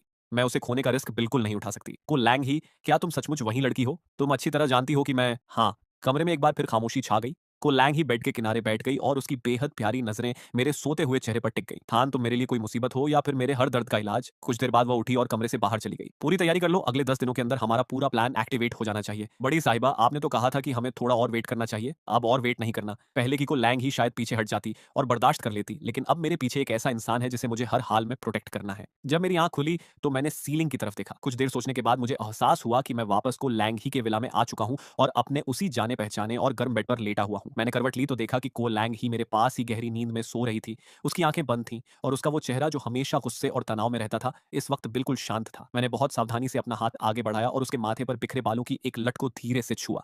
थान। मैंने घबराकर अपना हाथ पीछे खींच लिया और मेरे पूरे बदन में एक तेज दर्द हुआ। तो वह बस नींद में बड़बड़ा रही थी। मैं खोया हुआ को लैंग ही के उस खूबसूरत चेहरे को देखता रहा। मेरे कानों में उसकी वो प्यार भरी आवाज गूंज रही थी। मैं जल्दी से उठा, वॉशरूम गया और अपने चेहरे पर ठंडा पानी डाला। थान, होश में आओ। पहले का मैं बहुत ज्यादा सेंसिटिव था, गलतियां करता था और हमेशा डर डर कर जीता था। लेकिन जब से मैं को लैंग ही से मिला हूं, मेरे दिल में एक ऐसी ख्वाहिश जाग उठी है जो मेरे लिए एक बहुत बड़ी बात थी। वह इतनी चमकती हुई और परफेक्ट है, मैं भला उसके काबिल कैसे हो सकता हूं? मैं इसी सोच में डूबा हुआ था कि तभी मेरा पैर पास में पड़े कपड़ों के ढेर से टकराते टकराते बचा। शायद कल रात जब वह वापस आई होगी तो बहुत ज्यादा थकी होने की वजह से उसने अपने कपड़े के यूं ही जमीन पर फेंक दिए होंगे। मिस को मेरी सोच से थोड़ी ज्यादा प्यारी है। मैं नीचे झुका और उसके कोट की जेब से गिरी एक चीज को उठाने लगा। तभी अचानक गहरी नींद से को लैंग ही की आंख खुल गई। उसने नींद में डूबी नजरों से मेरी तरफ देखा। अपनी आदत के मुताबिक मैंने तुरंत दोनों हाथ अपनी पीठ के पीछे छिपा लिए। तुम पीछे क्या छिपा रहे हो? मैंने कुछ नहीं छिपाया। अगर कोई और होता जो मुझसे बातें छिपाता या झूठ बोलता तो मैं उसे कभी माफ नहीं करती, लेकिन थान के सामने मेरा दिल पिघल जाता था। वह खड़ी हुई और मेरे बिल्कुल करीब आ गई। मैं सीधे उसकी नजरों में देखने की हिम्मत नहीं कर पा रहा था और मैंने उस चीज को अपनी मुट्ठी में कसकर पकड़ रखा था। लेकिन मैं जितना उसे छिपाने की कोशिश कर रहा था, को लैंग ही उतना ही यह जानने के लिए एक्साइटेड हो रही थी कि आखिर वह ऐसी क्या चीज है जिसके लिए थान मुझसे झूठ बोल रहा है। उसने अपना साफ सुथरा हाथ मेरे सामने आगे बढ़ाया। इसे बाहर निकालो। अगर तुम खुद नहीं दिखाओगे तो मुझे खुद इसे छीनना पड़ेगा। मेरा वो इरादा नहीं था। मैंने धीरे से अपना हाथ आगे बढ़ाया, मुट्ठी खोली तो देखा कि वहां एक छोटा सा स्क्वायर बॉक्स था। को लैंग ही ने जैसे ही उसे देखा, उसका चेहरा तुरंत शर्म से लाल हो गया। ये वही चीज थी जो मान क्यू ने पार्टी के दौरान चुपके से उसकी जेब में डाल दी थी। उस वक्त उसने बिना देखे उसे कोर्ट में रख लिया था और उसे अंदाजा नहीं था कि वह इस तरह गिर जाएगी और थान के हाथ लग जाएगी। ये सच में बहुत अजीब सिचुएशन थी। ये छोटी मोटी चीजें अक्सर गिर जाती हैं। क्या मैं इसे आपके लिए रख दूं? को लैंग ही ने मेरे इस सीरियस चेहरे को देखा तो उसके चेहरे पर एक खूबसूरत मुस्कान आ गई और उसने झटके से वह चीज मेरे हाथ से ले ली। मुझे इस तरह की चीजें अपने पास रखने की कोई आदत नहीं है। उसने ये बात बहुत सीरियस होकर कही, लेकिन मेरा दिमाग घूम चुका था। मुझे समझ नहीं आ रहा था कि मुझे जेल सी हो रही है या कुछ और। बस मेरे मुंह से अनजाने में ही निकल गया। वैसे बाहर जाते वक्त ऐसी चीजें साथ रखने से इंसान थोड़ा सेफ महसूस करता है। को लैंग ही ने शरारत से मुझसे वापस पूछा, तुम्हारे इस बात को कहने का क्या मतलब है? हाँ। जैसे ही मैंने यह सुना, मुझे एहसास हुआ कि मेरे मुंह से गलत बात निकल गई है। को लैंग ही का चेहरा थोड़ा लाल हो गया और उसने अपने हाथ से मेरी आंखों को ढक दिया। थान, तुम अभी क्या कहना चाहते थे? मैंने कुछ देर सोचा और फिर कहा, मिस को, आई एम सॉरी। आजकल मेरा दिमाग ठीक से काम नहीं कर रहा है और मैं बिना सोचे समझे कुछ भी बोल देता हूँ। मेरी आवाज में साफ तौर पर पछतावा था। कोलैंग ही ने अपनी हथेली हटाई। कोई बात नहीं, अपनी एनर्जी वापस पाने के लिए थोड़ा और सो जाओ। उसने अपना हाथ बढ़ाकर मेरे सिर को धीरे से सहलाया। इतना ज्यादा सोओगे? अगर सो सोकर बुद्धू बन गए तो क्या होगा? को लैंग ही धीरे से मुस्कुराई। कोई बात नहीं, हम धीरे धीरे इसे ठीक कर लेंगे। जब थान के बदन से यह नेगेटिव प्रेशर पूरी तरह खत्म हो जाएगा तो मैं मंच गया से कहकर कुछ अच्छी टॉनिक और दवाइयां लिखवा दूंगी। यहाँ आओ, मैं तुम्हारी चोट पर दवा लगा देती हूँ। तुम सच में बुद्धू हो। क्या तुम्हें दर्द नहीं हो रहा? इतनी चोट लगने के बाद अब अगले कुछ दिनों तक घर से बाहर मत निकलना। थोड़ा सा बर्दाश्त कर लो। उसका दवा लगाने का तरीका बहुत ही नाजुक और प्यारा था। मेरे दिल में एक अजीब सी फीलिंग आई। मैं धीरे से उठा और उसके कंधे का सहारा लेकर बैठ गया। क्या हुआ? को लैंग ही, थैंक यू, क्योंकि तुम बहुत अच्छे हो और तुम इस बात के हकदार हो कि मैं तुम्हारे साथ इतने अच्छे से रहूं। अब सो जाओ, कल हमें बहुत सारे काम निपटाने हैं। को लैंग ही की आंखों में एक पल के लिए बहुत ही ठंडी और तेज चमक आई। मैं वापस बेड पर लेट गया और गहरी नींद में सो गया। जब को लैंग ही को पूरा यकीन हो गया कि मैं सो चुका हूं तो उसने अपने कपड़े पहने और कमरे से बाहर निकल गई। बड़ी साहिबा, हम निकलने के लिए तैयार हैं। बाहर धीरे धीरे अंधेरा बढ़ रहा था और मेरे सपने में भी बस एक गहरा और डरावना अंधेरा छाया हुआ था। एक छोटा सा कमजोर लड़का कमरे के कोने में दुबका हुआ डर से कांप रहा था और उसकी इतनी हिम्मत भी नहीं थी कि वह अपने मुंह से एक छोटी सी आवाज भी निकाल सके। ये मेरे 8 साल की उम्र की बात थी जब लोग मुझे बहुत परेशान करते थे और मुझ पर जुल्म ढाते थे। उस औरत का चेहरा तो अब धुंधला हो चुका है, लेकिन उसके बदन से आने वाली वो अजीब सी खुशबू मुझे आज भी अच्छी तरह याद है, जिसने मुझे अंदर तक डरा दिया था। अचानक फोन की रिंगटोन बजने से मेरी आंख खुल गई। मैं झटके से उठकर बैठ गया, अपने सीने को पकड़ा और जोर जोर से सांसें लेने लगा। थान, मैं वहां से चुपके से भाग निकला हूँ। हा हा हा, मैं तुमसे मिलने आ रहा हूँ। मैंने जल्दी से अपने कपड़े पहने और उस पते के मुताबिक गली में मौजूद एक बार की तरफ चल दिया। यह एक लीगल और अच्छी साख वाला बार था। वहां बोर्ड पर लिखा था, नाबालिगों का आना मना है। आई एम सॉरी, मैं अब बालिग हो चुका हूँ। मैंने नीचे अपने कपड़ों की तरफ देखा। ये वही कपड़े थे जो को लैंग ही ने मेरे लिए सिलेक्ट किए थे। इस तरह के क्लासिक कपड़े पहनकर बार में आना थोड़ा अजीब लग रहा था। अगर मुझे पहले पता होता कि हुआ कीत ने मुझे ऐसी जगह बुलाया है तो मैं मरते दम तक ये कपड़े पहनकर यहाँ नहीं आता।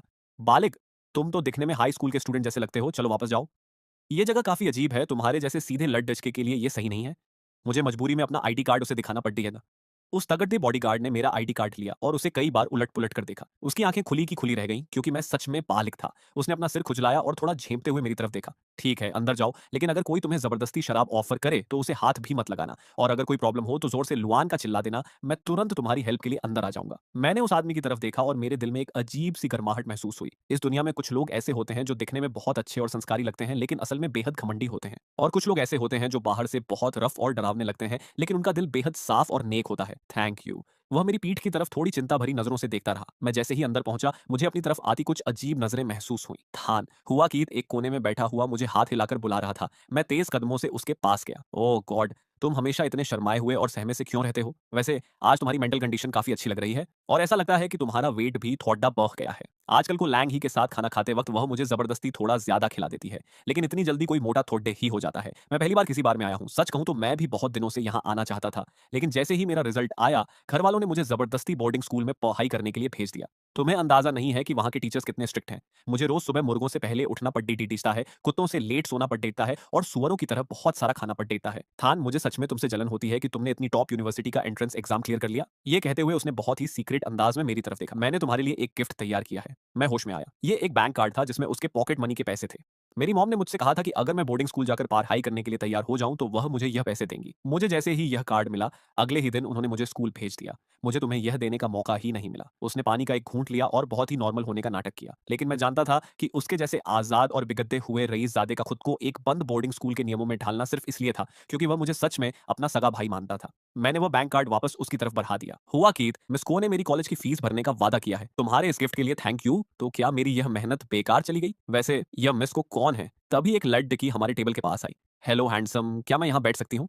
हुआ कीत ने बिना कोई इंटरेस्ट दिखाए थोड़े गुस्से में कहा, आई एम सॉरी, यहाँ जगह नहीं है। आज रात मेरा मूड किसी चैरिटी करने का नहीं है और तुम्हारे जैसी लड़कियों में मुझे कोई इंटरेस्ट नहीं है। बेहतर होगा कि तुम यहाँ से चली जाओ, हमें कुछ काम है। हैंडसम, इतनी जल्दी भी क्या है? हमारे बार में एक स्पेशल ड्रिंक आई है, क्या तुम इसे टेस्ट करना चाहोगे? इस तरह की अजीब ड्रिंक्स को बिल्कुल भी हाथ नहीं लगाना चाहिए। आई एम सॉरी, हमें शराब पीना नहीं आता। ये शराब नहीं है, ये हमारे बार का एक स्पेशल फ्रेश जूस है। इसका टेस्ट बहुत अच्छा है। आप दोनों एक बार ट्राई करके देखिए। हमें इसकी कोई जरूरत नहीं है। प्लीज आप यहाँ से हट जाइए। हैंडसम, तुम्हें इसकी जरूरत है या नहीं, ये फैसला तुम खुद नहीं कर सकते। मैं बहुत ज्यादा नर्वस हो गया और अपनी नजरें घुमाकर आसपास का जायजा लेने लगा। मैं ये सोच रहा था कि क्या मैं हुआ कीत को साथ लेकर यहाँ से सीधे बाहर भाग सकता हूँ। मैंने कहा ना कि हमें इसकी जरूरत नहीं है। क्या तुम्हें इंसानी भाषा समझ नहीं आती? उसने जैसे ही वह ग्लास हमारी तरफ बढ़ाया, मैंने हुआ कीत का हाथ पकड़ा और उसे पीछे की तरफ खींचा। पास ही खड्डे दो तख्ते बाउंसर ये देखकर तुरंत हमारी तरफ बढ़े और हमें घेर लिया। लड़ आजके का एटीट्यूड तो काफी कड़क है। इन दोनों को अंदर लेकर चलो। आसपास की भीड़ धीरे धीरे हमारी तरफ बढ़ने लगी। हुआ कीत स्वभाव से थोड़ा घमंडी था, लेकिन इस तरह की असली गुंडागर्दी के सामने वह भी घबरा गया। पहली बार इस तरह की सिचुएशन का सामना करने की वजह से मेरा दिमाग पूरी तरह ब्लैंक हो गया था। कीत भागो।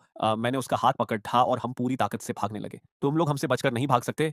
पीछे से वो लोग लगातार हमारा पीछा कर रहे थे। भले ही मैं उस औरत को नहीं जानता था, लेकिन उसके दिए हुए उस डर से मैं बहुत अच्छी तरह वाकिफ था। 10 साल पुरानी वो भयानक यादें मेरे दिमाग में इस तरह गूंजने लगीं कि मैं पागलों की तरह बस वहां से भाग जाना चाहता था। इस भगदड़ तांडव में आखिरकार हमारा रास्ता रोक लिया गया। मेरा पहला रिएक्शन यही था कि मैं मुद्दक्कर हुआ कीद को प्रोटेक्ट करूं, लेकिन उसने मुझसे भी फुर्ती दिखाते हुए खुद को मेरे सामने एक ढाल की तरह खड़ा कर दिया।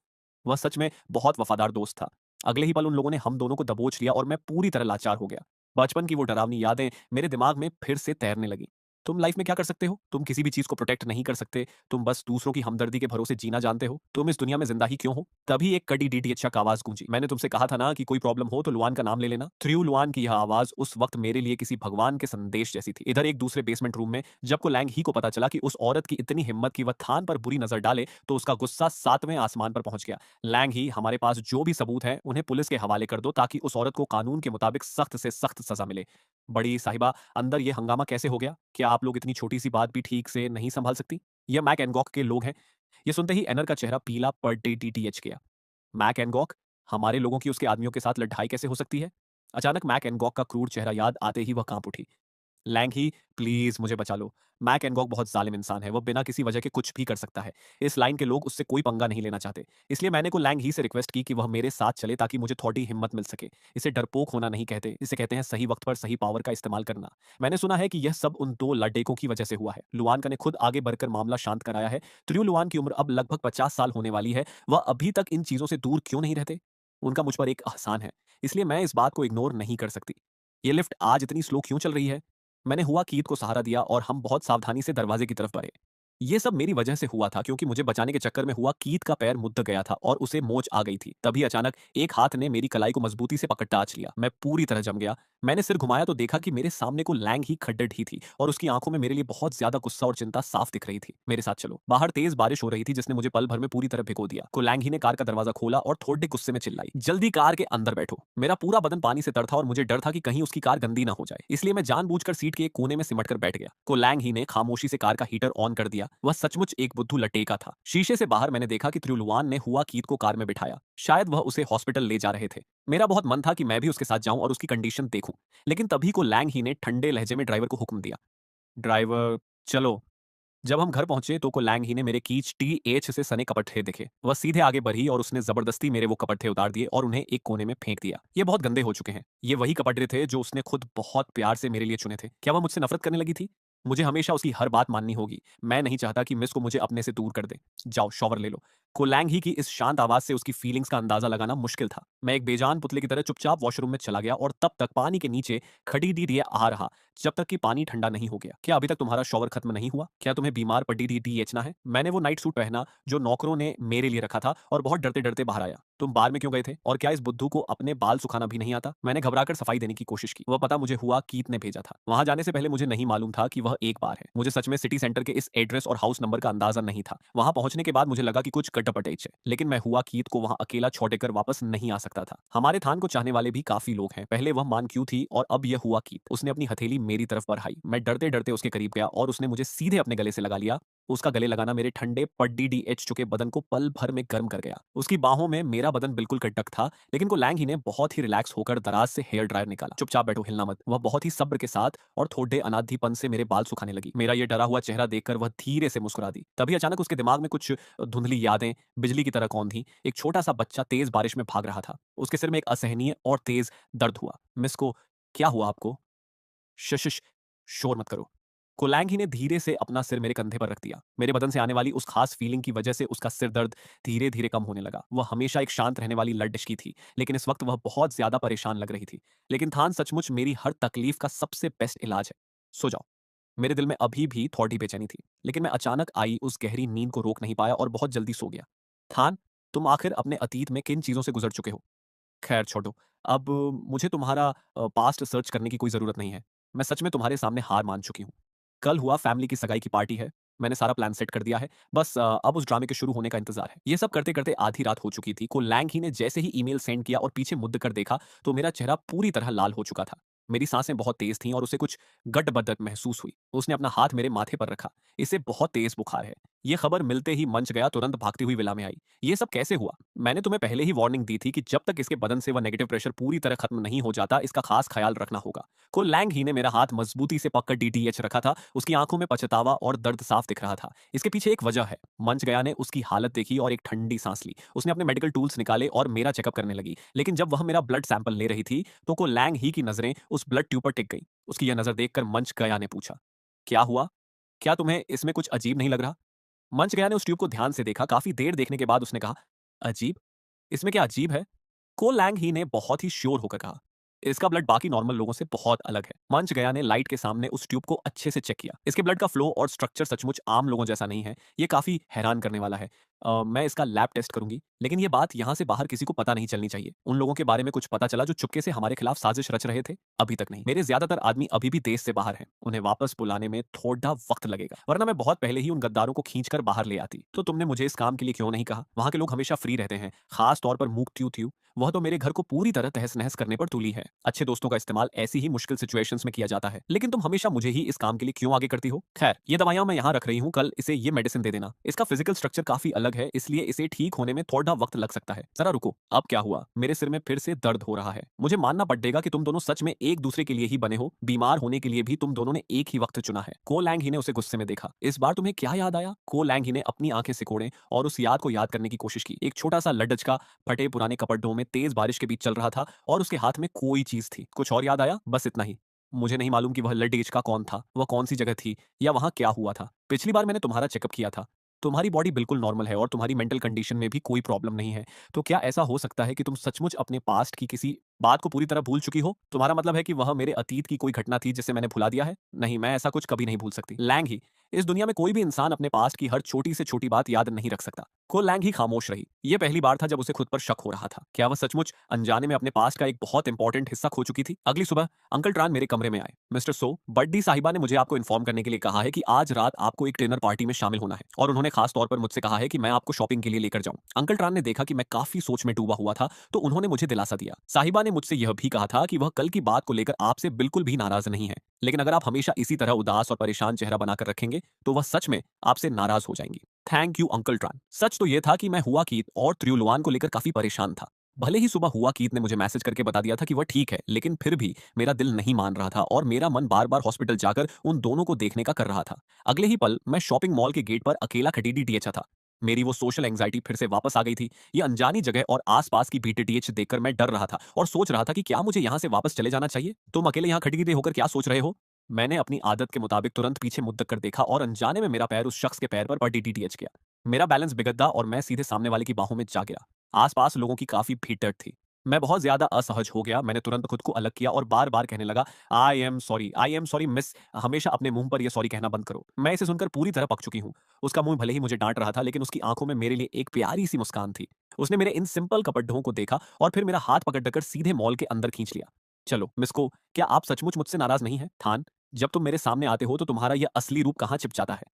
लेकिन तुम्हारा दिमाग सच में बहुत तेज है। तुमने इतनी बड़ी यूनिवर्सिटी का एंट्रेंस एग्जाम क्लियर कर लिया। तुम सच में बहुत जीनियस हो। तारीफ के लिए थैंक यू। उसने बहुत ही प्यार से मेरे गाल को खींचा। को लैंग ही मुझे मॉल के सबसे टॉप फ्लोर पर लेकर गई। यह जगह काफी शांत थी और यहाँ ज्यादा भीड़ टीचिंग नहीं थी। सच कहूं तो मैं लाइफ में कभी इस तरह शॉपिंग करने नहीं आया था। पहले स्कूल के बाद मैं हमेशा हुआ फैमिली के घर में ही बंद रहता था, इसलिए आज मुझे यहाँ की हर चीज बहुत नई और इंटरेस्टिंग लग रही थी। क्या तुम्हें यह पसंद है? को लैंग ही ने मेरी नजरों का पीछा किया जो एक खूबसूरत ईयररिंग्स पर टिकी हुई थी। लेकिन तुम्हारे कानों में तो कोई सुराख ही नहीं है। मैंने तुरंत अपनी नजरें हटा ली। नहीं, मुझे यह पसंद नहीं है। उसने तुरंत वहां की स्टाफ से कहा, मैंने जो वॉच बुक की थी उसे बाहर निकालो। जी मिस को। उस स्टाफ एलडीडी डेकी ने मुस्कुराते हुए एक मखमल का बॉक्स निकाला और उसका ढक्कन खोला। उसके अंदर मर्दों के पहनने वाली एक बेहद क्लासिक और शानदार घड़ी डी रखी हुई थी।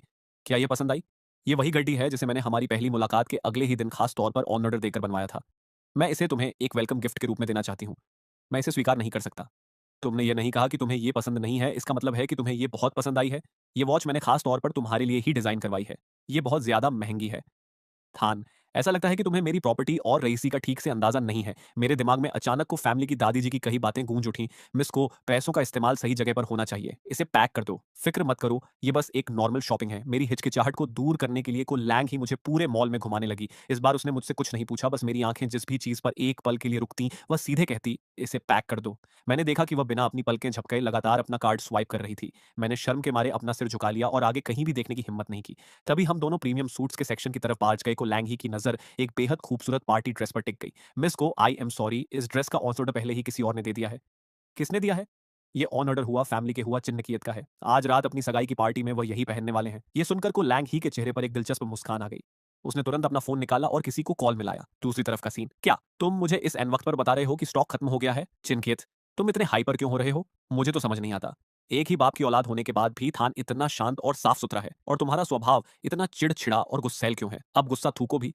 आज हमारी सगाई का दिन है। सगाई का क्या फायदा जब मेरे पास पहनने के लिए मेरी पसंद की ड्रेस ही नहीं है? मैं अब क्या पहनूं? उस डिजाइनर सूट को मैंने कितनी मुश्किल से पसंद किया था और भारी एडवांस देकर बनवाया था ताकि आज की रात मैं सबसे अलग और शानदार दिख सकूं। और अब जब सगाई में सिर्फ 2 घंटे बचे हैं, ये मुझे बोल रहे हैं कि स्टॉक खत्म हो गया। ये वाकई अजीब है। इतने बड़े ब्रांड से ऐसी गलती नहीं होनी चाहिए। खैर छोड़ो, वैसे भी बेइज्जती तुम्हारी होगी, मेरी नहीं। उस दिन तुमने कुछ और सूट्स भी ट्राई किए थे ना? मैं अपने आदमियों से कहकर उन्हें यहाँ मंगवा देती हूँ। वैसे पिछले कुछ दिनों से सौथान कहीं दिखाई नहीं दे रहा। वह कहाँ चला गया? क्यों, क्या तुम्हें उसकी कोई फिक्र है? तुम्हारी सगाई मुझसे होने जा रही है, ऐसा तो नहीं कि तुम्हारे दिल में अभी भी कोई और मर्द बसा हुआ है? ऐसा कैसे हो सकता है? मेरे दिल में तो सिर्फ तुम हो, मन ही मन। हुआ चिनकियत से शादी करके ही मैं हुआ फैमिली की प्रॉपर्टी तक पहुंच सकती हूँ। एक बार मेरी शादी इस घर में हो जाए, फिर आगे का प्लान मैं धीरे धीरे सेट कर लूंगी। रात का सीन, सगाई की पार्टी। रात होते ही हुआ फैमिली की सगाई की पार्टी अपने तय समय पर शुरू हो गई। हुआ चिनकियत बचपन से ही एंटरटेनमेंट इंडस्ट्री का हिस्सा रहा था, इसलिए उसकी सगाई पर पूरे सोशल मीडिया की नजर थी। पार्टी हॉल के बाहर मीडिया और रिपोर्टर्स की भारी भीड़ तैयार जमा थी। मुझे लगा था कि कोलैंग ही ने हुआ चिनकियत का जो सूट कैंसिल करवाया था वह उसने मेरे लिए लिया होगा। लेकिन आज जो भी शॉपिंग हुई थी उसमें से उसने एक भी चीज मुझे नहीं पहनाई।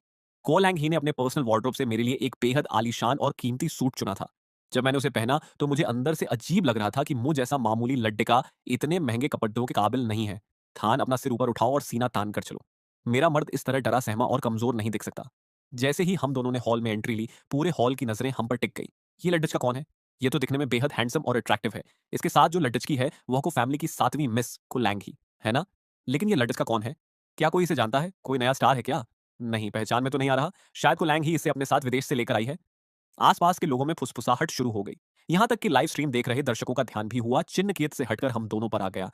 हुआ फैमिली ने इस पार्टी के लिए इतनी मेहनत की थी, लेकिन अब सारा फुटेज कोई और ले जा रहा है। साफ दिख रहा है कि मिस को यहाँ कोई बड़ा धमाका करने के इरादे से आई है। मैंने मन ही मन हुआ फैमिली की किस्मत पर तरस खाया। मैं आपके लिए कोई ड्रिंक लेकर आती हूँ। मिस को, क्या हम उस कोने में चल सकते हैं? मुझे इस तरह इतने सारे लोगों का लगातार देखना अच्छा नहीं लग रहा। मैं थोड़ा असहज महसूस कर रहा हूँ। तभी एक लड्डेचकी हमारे सामने आकर खट्रीनी हो गई। सो थान, तुम यहाँ क्या कर रहे हो? फिर उसकी नजर मेरे पास खट्टी को लैंगी पर पट्टी। तुम इसके साथ यहाँ क्या कर रहे हो? थान, इस तरह की घटिया लड्डेनकी से दूर रहो। उसने मेरा हाथ पकड़ कर मुझे खींचने की कोशिश की। ओवन वन दीदी, पहले मेरा हाथ छोड़िए। को लैंग ही, तुम्हारी इतनी हिम्मत कि तुम मेरे सामने खड्डी हो सको? तुम हो कौन? को लैंग ही के इस ठंडे सवाल को सुनकर आसपास के लोग तभी जुबान में हंसने लगे। ओवन वन शर्म और गुस्से से लाल हो गई। क्यों, तुम हमारी लैंग ही पर हाथ उठाने की सोच रही हो क्या? इतना गुस्सा किस बात का है? मिस नगुमोंग, बात करते वक्त अपनी जुबान पर थोड़ा कंट्रोल रखिए। तभी एनर और उसके दोस्त हमारे सपोर्ट में आगे आ गए। ये क्या सीन चल रहा है? शहर की सारी बढ़ी रईसजादियां यहाँ एक साथ कैसे जमा हो गई? भले ही कुछ लोग को लैंग ही के बैकग्राउंड को कम आंकते थे, लेकिन उसके आसपास हमेशा इस शहर के सबसे टॉप और रईस खानदानों के वारिस खड्ढे रहते थे। आखिर को लैंग की का असली रुतबा क्या था? थान, मैं बस तुम्हारी फिक्र कर रही थी कि कहीं तुम कुछ गलत ना बोल दो। तुम मेरी तरफ से इन लोगों से सॉरी बोल दो। मन ही मन, अच्छा हुआ कि मैंने पास्ट में इस लाडी डीएचके पर थॉट ही दया दिखाई थी। मेरी उसके दिल में अच्छी इमेज है, वह यकीनन मेरा साथ देगा। मैंने धीरे से उसकी तरफ देखा और मेरी आंखों का सीधापन अब गायब हो चुका था। मिस को मेरे साथ बहुत अच्छे से रहती हैं। आपने सबके सामने उनका अपमान किया है, मुझे इस बात पर बहुत गुस्सा आ रहा है। सुन लिया? हमारा थान गुस्सा हो गया है। बेहतर होगा कि तुम चुपचाप अपने घर जाओ और अपनी हरकतों पर पछतावा करो। लाइव चैट बॉक्स का सीन, मुझे 3 मिनट के अंदर इस लॉर्ड के की पूरी इन्फॉर्मेशन चाहिए। कोई इंसान इतना हैंडसम कैसे हो सकता है? ये सारी बड्डी साहिबा कितनी गॉर्जियस है? कौन कहता है कि वह कोई मामूली लेडिज की है? लुक के सामने सारे रूल्स फेल हैं। दुनिया में इससे प्यारा और सच्चा प्यार नहीं हो सकता। दोनों एक दूसरे को कितना प्रोटेक्ट कर रहे हैं। एक्सक्यूज मी, कोई मुझे बताएगा कि यह सगाई असल में किसकी हो रही है? लाइव स्ट्रीम देख रहे लोग लगातार कमेंट्स कर रहे थे। यह सगाई हुआ चिनकियत की थी और इस वक्त वह बैकस्टेज अपने मैनेजर से फोन पर बात कर रहा था। क्या मैं सोशल मीडिया पर ट्रेंड कर रहा हूं? हुआ चिनकियत ने एक्साइटेड होकर फोन चेक किया, लेकिन उसने देखा कि ट्रेंडिंग में हर जगह सिर्फ मेरी तारीफों के पुल बांधे जा रहे थे। कियत भाई, बाहर बहुत बड़ा सीन हो गया है। हुआ चिनकियत गुस्से में पैर पटकता हुआ हॉल में आया, लेकिन उसने देखा कि उसकी मंगेतर को लोगों ने घेर रखा है और वह बाहर जाने की कोशिश कर रही है। हे, तुम लोग ये क्या कर रहे हो? गार्ड्स कहाँ हैं? तुम्हारी इतनी हिम्मत कि तुम हुआ फैमिली के घर में आकर तमाशा करो? लाइव स्ट्रीम में कितना शोर है। ये आदमी कौन है? इसका इंप्रेशन तो पूरी तरह खराब हो गया। तुम लोग क्या बकवास कर रहे हो? क्या हमारे चिन्हकियत को गुस्सा होने का भी हक नहीं है? हुआ चिन्हकियत ने देखा कि वह सिचुएशन को कंट्रोल नहीं कर पा रहा है। उसने जैसे ही सिर घुमाया, उसका सामना को लैंग ही की बेहद ठंडी नजरों से हुआ। मेरे साथ उसे खटीडीढ़ा देखकर चिन्हकियत को एहसास हुआ कि यह वही लड़िचकी थी जिससे वो मरते दम तक शादी नहीं करना चाहता था। हुआ साहिब, आज आपकी सगाई का दिन है, इसलिए हम सब सहेलियों की तरफ से आपके लिए यह एक बहुत बड़ा गिफ्ट है। इसे बंद करो, इस लाइव स्ट्रीम को अभी के अभी बंद करो। को लैंग हाई मुझे साथ लेकर बहुत ही शांति से वहां से निकल गई और हम कार में आकर बैठ गए। मेरी इस खामोशी को देखकर को लैंग ही को थोड़ा अजीब लगा। क्या सोच रहे हो? अगर तुम मुझसे बात नहीं करोगे तो मैं सच में नाराज हो जाऊंगी। मैं बस मजाक कर रही थी, लेकिन अगर तुमने अब भी मेरी तरफ नहीं देखा तो मैं तुम्हें सच में किस कर लूंगी। मिस को थैंक यू। क्या मैं हमेशा आपके साथ इसी तरह रह सकता हूं? मन ही मन, मैं कितना लालची हो रहा हूं, मुझे दोबारा ऐसा सवाल नहीं पूछना चाहिए। मुझे डर है कि कहीं मेरा यह खूबसूरत सपना टूट न जाए। कुछ नहीं मिस को बुद्धू लाड के थान, इधर देखो, सब तुम्हें कितना पसंद करते हैं, इसलिए अपने अंदर थोड़ा कॉन्फिडेंस लेकर आओ। मुझे सिर्फ मिस को का साथ और उनकी मंजूरी चाहिए, मेरे लिए वही काफी है। थान, तुम तो सच में छा गए, तुम सीधे सोशल मीडिया पर टॉप ट्रेंड बन गए हो। तुम कब आ रहे हो? मैं यहाँ बहुत बोर हो रहा हूँ। हुआ कीत का मैसेज देखकर को लैंग ही मेरे दिल की बात समझ गई। उसने ड्राइवर से कार सीधे हॉस्पिटल ले जाने को कहा। वार्ड में हुआ कीत बेड पर लेटा हुआ अपने फोन से खेल रहा था। थान, तुम बिल्कुल वफादार दोस्त नहीं हो। मुझसे मिलने अब आ रहे हो? सच में लड्डे की मिलते ही दोस्त को भूल गए। अपनी जुबान संभाल कर बात करो, ये मेरा होने वाला पति है। थान की उम्र ही क्या है, वह तुम्हारा पति कैसे हो सकता है? होने वाला पति। थान, तुम यहाँ बैठकर अपने दोस्त से बात करो, तब तक मैं अंकल आंटी के साथ बाहर जाकर थोड़ी ही बात करती हूँ। वार्ड के बाहर का सीन मुझे साफ साफ बताओ, ये सब क्या है? तुम इसके साथ शादी के चक्कर में कैसे आ गए? मेरा भाई को फैमिली की एलटीएचकी से शादी करने के लिए तैयार नहीं था, इसलिए हुआ फैमिली ने मुझे उसकी जगह बलि का बकरा बना दिया। उन्होंने मुझे पहला फुसलाकर उस रात का पूरा प्लान सेट किया था। दीदी, आप इतनी हाइपर मत होइए। हुआ चिनकियत सच में इंसान कहलाने के लायक नहीं है। लेकिन थान, क्या तुम नहीं जानते कि को लैंग ही को फैमिली की एक ऐसी बेटी है जिसे कोई पसंद नहीं करता और न ही उसे कोई प्रॉपर्टी मिलने वाली है? थान, मेरी बात मानो, तुम यहाँ से भाग जाओ। आंटी, मिस को मेरे साथ बहुत अच्छे से रहती हैं। क्या तुम उसे पसंद करते हो? हाँ, मैं उसे पसंद करता हूँ। मैं हमेशा उसके साथ ही रहना चाहता हूँ। जब हुआ कीत के पेरेंट्स और को लैंग ही वापस वार्ड में आए तो उन्होंने देखा कि हम दोनों बहुत खुशी-खुशी बातें कर रहे थे। को लैंग ही ने मुझे इशारा किया, वक्त हो गया है, अब हमें चलना चाहिए। जैसे ही हम दोनों जाने लगे, हुआ कीत की मॉम ने आगे बढ़कर कहा, मिस को लैंग ही के कदम रुक गए और वह उनके आगे बोलने का वेट करने लगी। थान और हुआ कीत बहुत पक्के दोस्त हैं और थान को हमने बचपन से अपनी आंखों के सामने बढ़ता होते देखा है। इस बच्चे ने पास्ट में बहुत दुख झेले हैं, इसलिए हमारी बस इतनी ही ख्वाहिश है कि आप हमेशा इसके साथ अच्छा बर्ताव करें। मैं ऐसा ही करूंगी। बेहतर होगा कि तुम जो कह रही हो उसे निभाओ भी। अगर तुमने कभी भी इसके साथ कुछ गलत किया तो मैं चुप नहीं बैठूंगी। तुम अब अपना मुंह बंद रखोगी या नहीं? बड़ी साहिबा, हम कंपनी पहुंच गए हैं। को लैंग ही कार से नीचे उतरी, लेकिन काफी देर तक मेरे बाहर आने का वेट करने के बाद उसने कार के अंदर झांका। मैंने अपनी तरफ उंगली से इशारा किया, क्या मुझे भी नीचे उतरना है? जल्दी करो, मीटिंग के लिए लेट हो रहा है। जी। मैं उसके पीछे पीछे कंपनी की बिल्डिंग के अंदर चला गया। इसी दौरान कंपनी के इंटरनल चैट ग्रुप में मैसेज फ्लैश होने लगे। अटेंशन प्लीज, को बॉस कंपनी आ चुकी है और उनके साथ उनके मंगेतर भी हैं। ओह गॉड, मुझे लगा था कि ये बस एक अफवाह है, लेकिन आज तो ऑफिशियल कंफर्मेशन हो गया। बॉस के मंगेतर का लुक तो सच में गॉड लेवल है। हमारी बॉस की चॉइस वाकई लाजवाब है। मीटिंग रूम का दरवाजा खुला। को बॉस, आखिरकार आप आ ही गई। डायरेक्टर चू ने को लैंग ही के बगल में मुझे देखा और वह कुछ देर के लिए हैरान रह गया। को लैंग ही ने उसकी तरफ देखा तक नहीं। डायरेक्टर चू, मीटिंग शुरू कीजिए। को बॉस, हम यहाँ कंपनी के बहुत ही सीक्रेट बिजनेस मैटर्स पर बात करने वाले हैं। आपका इस तरह किसी बाहरी इंसान को अंदर लाना सही नहीं है। मेरा पति मुझसे बहुत ज्यादा अट्रैक्टेड है और हमेशा मेरे साथ रहना पसंद करता है। डायरेक्टर चू के सामने इसकी यह आदत आ ही गई। को बॉस, यह तरीका बिल्कुल प्रोफेशनल नहीं है। क्यों? क्या तुम अब इस पोस्ट पर काम नहीं करना चाहते? तुम्हारी बातें खत्म हो गई? अगर हो गई हो तो सब बाहर जा सकते हैं। मीटिंग खत्म। को बॉस, आपके इस बर्ताव का क्या मतलब है? गार्ड्स, इन्हें बाहर का रास्ता दिखाओ। और हाँ, इनके डिपार्टमेंट को बोल देना कि अगर आगे हमारे साथ काम करना है तो किसी दूसरे समझदार बंदे को मीटिंग में भेजें।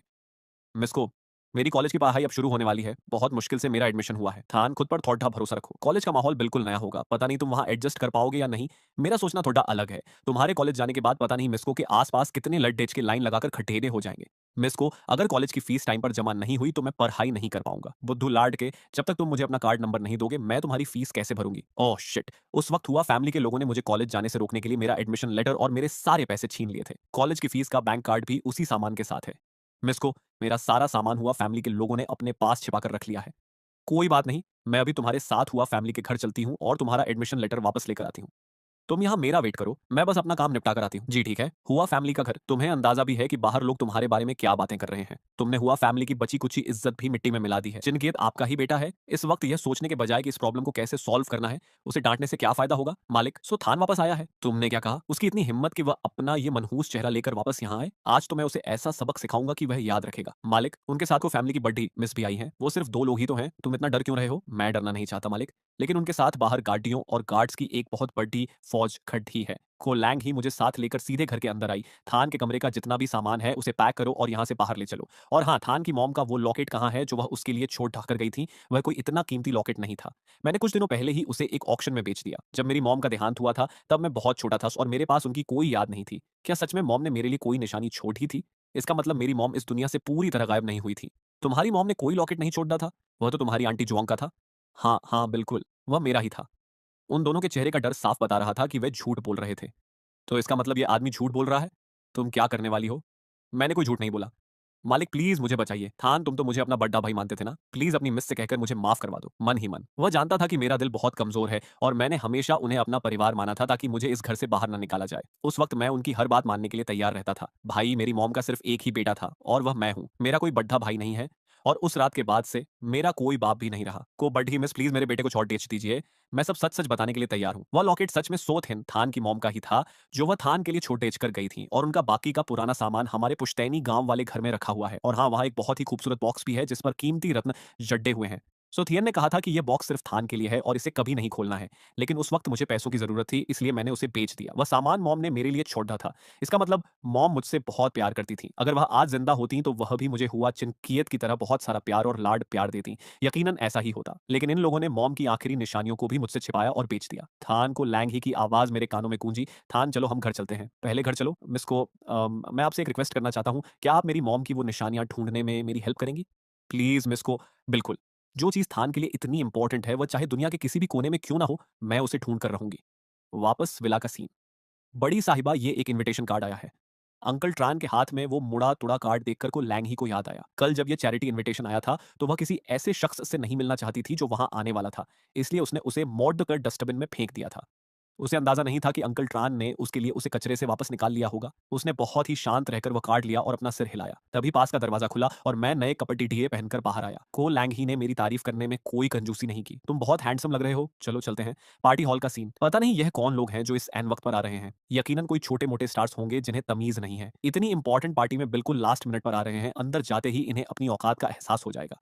ओह गॉड, ये तो वही दोनों हैं जो पिछले कुछ दिनों से अपने लुक्स की वजह से सोशल मीडिया पर छाए हुए हैं। इंटरनेट पर लोग इन्हें परफेक्ट कपल कह रहे हैं। थान, तुम यहाँ बैठकर थोड़ी देर मेरा वेट करो।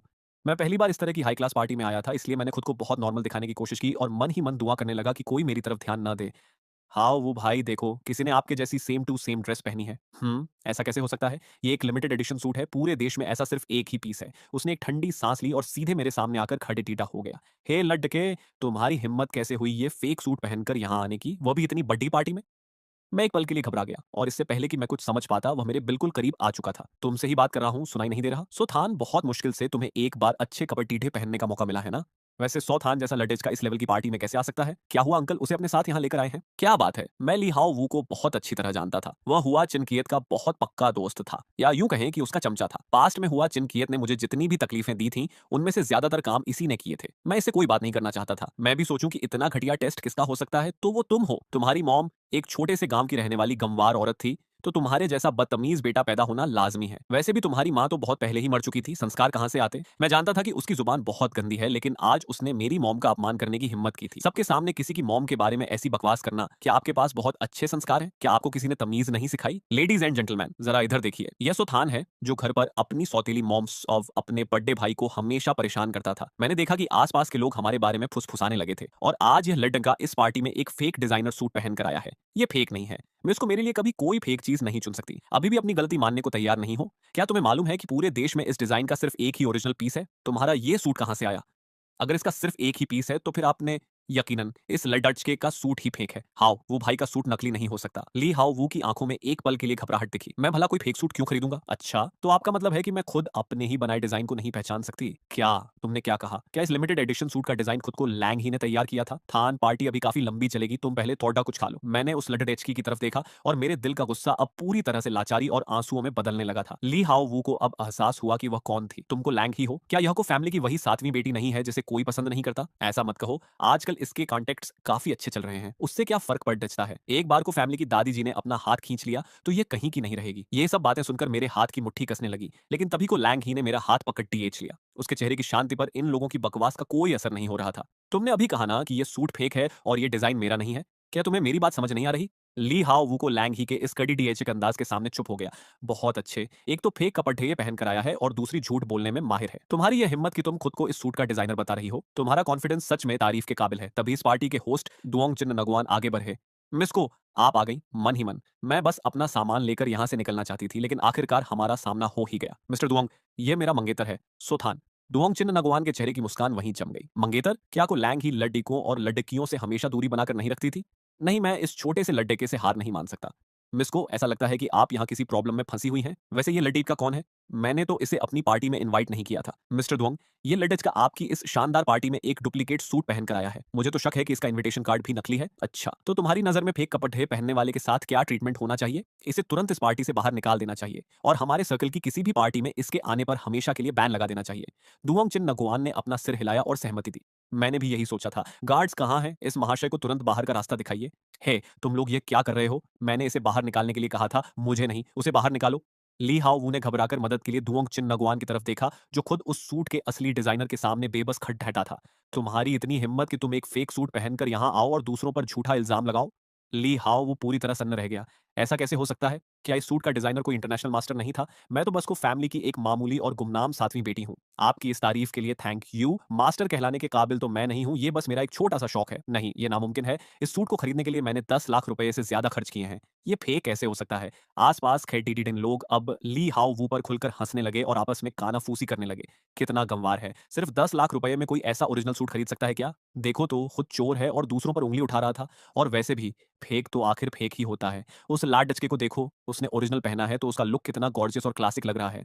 मैंने दुओंग चिन नगुआन की तरफ देखा और मेरे दिल में एक हल्की सी घबराहट होने लगी।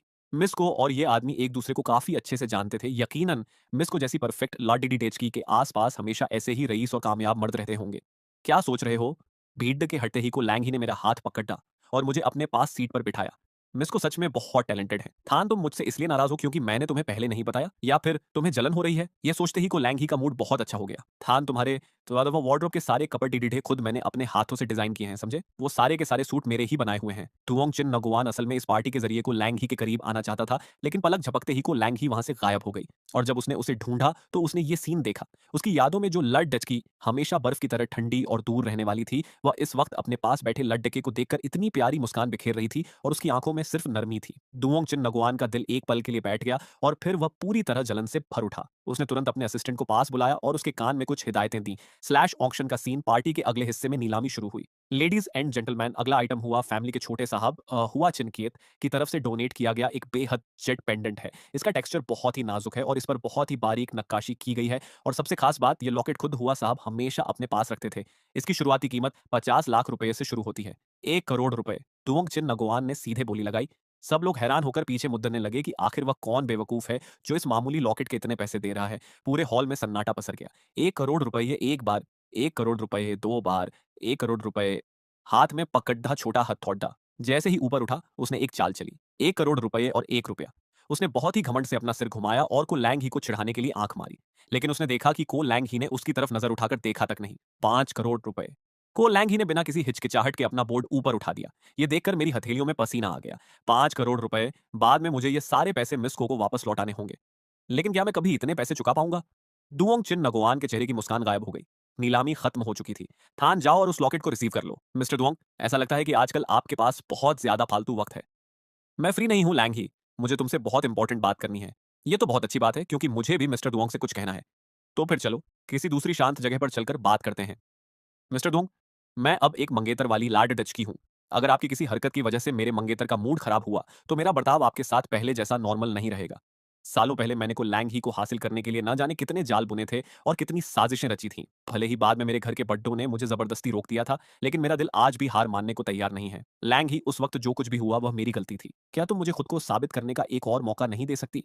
तभी अचानक को लैंग ही को अपने बदन में एक अजीब सी कमजोरी महसूस होने लगी। उसे तुरंत याद आया कि पार्टी शुरू होने से पहले उसने चंपेन का एक ग्लास पिया था। यकीनन ये दुओंग चिन नगवान की ही कोई घिनौनी चाल थी। उसने अपनी उस कमजोरी और बेचैनी को छुपाया और तुरंत वहां से हटकर एक सुनसान कोने की तरफ बढ़ने लगी। इधर मैं हॉल के बाहर को लैंग ही का वेट कर रहा था, लेकिन काफी वक्त गुजर जाने के बाद भी वह बाहर नहीं आई। क्या किसी ने उसे अंदर रोक लिया था? मैं मुद्रकर वापस उसे ढूंढने जाने ही वाला था कि तभी को लैंग ही बहुत ही परेशान हालत में हॉल के मेन गेट से बाहर आई। जब मैं उस लॉकेट को लेने अंदर गया था तो वहां गैलरी में कोई नहीं था। आपको इतना वक्त क्यों लगा? मेरी वो घबराहट अब धीरे-धीरे उदासी में बदलने लगी थी। मुझे लगा कि मिस को और मिस्टर दुओंग यहाँ से चले गए हैं और आप मुझे यहीं अकेला छोड़ दिया गई हैं। आप दोनों कहाँ गए थे और इतनी देर क्यों लगाई? मुझ में गुस्सा होने की हिम्मत नहीं थी। उन लोगों ने मुझसे कहा कि वह लॉकेट यहाँ नहीं है और मुझे उसे लेने दूसरी जगह जाना होगा और फिर बाद में कहने लगे कि वह मिल नहीं रहा है और मुझे वेट करने के लिए कहा। मिस को, क्या आपकी तबीयत ठीक नहीं है? थान, मुझे घर ले चलो। मैंने बिना एक पल गंवाए तुरंत उसे अपनी बाहों में उठाया और पार्किंग एरिया की तरफ तेज कदमों से दौड़ ढपढ़ा। विला के गेट पर कार रुकते ही मैं उसे उठाकर सीधे लिविंग रूम के अंदर ले आया। वह अपने बदन की उस बेचैनी और ट्रक के असर को कम करने के लिए तुरंत गर्म पानी के शॉवर के लिए चली गई। अंकल ट्रान, मिस को अचानक क्या हुआ है? अंकल ट्रान ने मुस्कुराकर मेरी तरफ देखा और मेरे कान में धीरे से कुछ बातें कही। उनकी बात सुनते ही मुझे पूरी सिचुएशन समझ आ गई। मैं वापस बेडरूम की तरफ गया और दरवाजे पर दस्तक दी। मिस को, क्या मैं अंदर आ सकता हूँ? उस दिन के बाद से को लैंग ही को एहसास हुआ कि अब मेरे अंदर का डर थोड़ा कम होने लगा है और मेरा कॉन्फिडेंस बढ़ रहा है। मिस को, मैं हॉस्पिटल जाकर दीदी तो हुआ कीथ की मॉम से मिलना चाहता हूँ। क्या मैं जा सकता हूँ? ठीक है, तो अंकल ट्रान तुम्हें अपनी कार से 6 डीएच देंगे। मुझे बाद में कंपनी का कुछ ज़रूरी काम निपटाना है। तुम्हारा यह दिल तो हमेशा बाहर भागने के लिए तैयार रहता है, लेकिन याद रखना कि शाम को टाइम से घर वापस आना है। हॉस्पिटल पहुंचकर मैं अभी दीदी तो के वार्ड के पास पहुंचा ही था कि अंदर से हंसने, खिलखिलाने और शोर मचाने की आवाजें आने लगीं। हॉस्पिटल वार्ड का सीन थान, आखिरकार तुम मुझसे मिलने आ ही गए। लुआन का, नमस्ते। हाँ हाँ, नमस्ते छोटे भाई। लुआन का, आपका बहुत बहुत थैंक यू। उस दिन बार में हमारी हेल्प करने के लिए मैं आपका हमेशा एहसानमंद रहूंगा। अरे कोई बात नहीं, ये तो मेरा फर्ज था। चलो अब यहाँ आओ और हमारे साथ कार्ड्स का खेल शुरू करो। पहले राउंड में मुझे बस खेल के नियम और तरीके समझने पड़ दिए, लेकिन उसके बाद के सारे राउंड्स में इतनी आसानी से जीतने लगा कि उन दोनों के होश उड़ डीडीडीएच गए। आखिर उनके हाथों में कौन से कार्ड्स हैं, यह तो उनकी एक नजर देखकर ही मुझे साफ पता चल जाता था। हॉस्पिटल वार्ड का सीन ताश के पत्तों को इतनी तेजी से जीते देखकर हुआ कि अपनी हंसी नहीं रोक पाया। थान, कोडिंग लिखना तो तुम्हारे लिए बच्चों का खेल है ही, लेकिन तुम ताश खेलने में भी इतने उस्ताद निकलोगे, ये मैंने नहीं सोचा था। मानना पड़ेगा, तुम सच में होने वाले कॉलेज टॉपर हो। वेस्ट यूनिवर्सिटी के इलेक्ट्रॉनिक इंजीनियरिंग डिपार्टमेंट का यह दिमाग ऐसा चलता है मानो अंदर कोई ऑटोमेटिक एल्गोरिदम सिस्टम फिट हो। तुम तो ऐसे खेल रहे हो जैसे कोई हैक का यूज कर रहे हो। थान का यह दिमाग सच में भगवान का दिया हुआ कोई अनमोल तोहफा है। मैंने उन दोनों के साथ काफी देर तक बातें की, लेकिन हंसने हंसाने के बीच मेरे दिल में दबे वो दो पुराने दर्द फिर से धीरे से उभर आए। मेरा यूनिवर्सिटी का एडमिशन लेटर और फीस वाला बैंक कार्ड अब तक मुझे वापस नहीं मिला था। और मॉम का वो पुराना नक्काशीदार बॉक्स, पता नहीं वह इस वक्त कहाँ और किस हाल में होगा। वो बॉक्स ही मेरी उस मॉम की आखिरी निशानी थी जिन्हें मैं जिंदगी में कभी देख नहीं पाया। हुआ कीद और झाओ लुआन से विदा लेकर मैं वार्ड से बाहर आया। अंकल ट्रान बाहर कार में मेरा वेट कर रहे थे। मैं चुपचाप कार में बैठकर वापस विला की तरफ निकल पड़ा। विला पहुंचते ही मैंने देखा कि को लैंग ही बहुत ही शांत होकर सोफे पर बैठी मेरा इंतजार कर रही थी। थान, तुम वापस आ गए? यहाँ आओ, मेरे पास बैठो। मिस को, मेरा यूनिवर्सिटी का एडमिशन लेटर और फीस का बैंक कार्ड अभी तक वापस नहीं मिल पाया है, और मेरी मॉम का वो बॉक्स, मैं उसे भी वापस पाना चाहता हूँ। बुद्धू लड्डच के। कुलैंग ही ने मुस्कुराकर मेरा हाथ थाम लिया। मुझे सब मालूम है।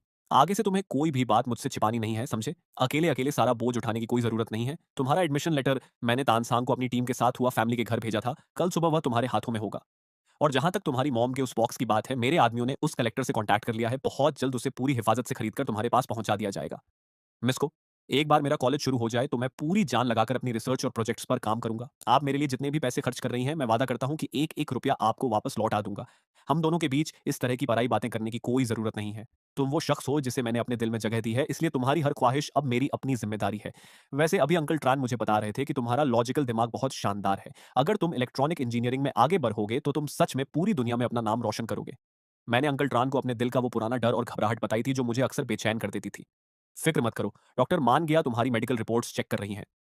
तभी को लैंग ही के फोन पर डॉक्टर मान गिया का कॉल आया। लैंग ही, मैंने और प्रोफेसर ने सौ थान की पुरानी मेडिकल रिपोर्ट्स और केस स्टडी का पूरा एनालिसिस कर लिया है। आखिरकार हमें असली वजह मिल गई है। थान के दिल की धड़कनें बचपन से ही बहुत मजबूत थीं, लेकिन हुआ फैमिली के घर में उसने सालों तक जो जुल्म और तकलीफें झेली हैं, टाइम पर खाना न मिलना और उसकी दादी द्वारा उसके दिमाग में जो सेल्फ डाउट भरी गई थी, उस घुटन भरे माहौल में सालों तक रहने की वजह से उसके दिल पर एक बहुत बड़ा साइकोलॉजिकल प्रेशर बन गया। यही वजह है कि वह अक्सर कमजोरी महसूस करके बेहोश हो जाता था। ये कोई बलाई बीमारी नहीं है, बल्कि सालों के मानसिक टॉर्चर का असर है। डॉक्टर की बात सुनकर मेरी आंखों में आंसू आ गए। वो अचानक होने वाली घबराहट, वो चक्कर आना और सांसों का रुकना, वह इसलिए नहीं था कि मैं बचपन से कमजोर या बीमार था, बल्कि वह हुआ फैमिली के लोगों द्वारा सालों तक किए गए टॉर्चर का नतीजा था। तुम्हारी जिंदगी का हर फैसला अब से मैं करूंगी।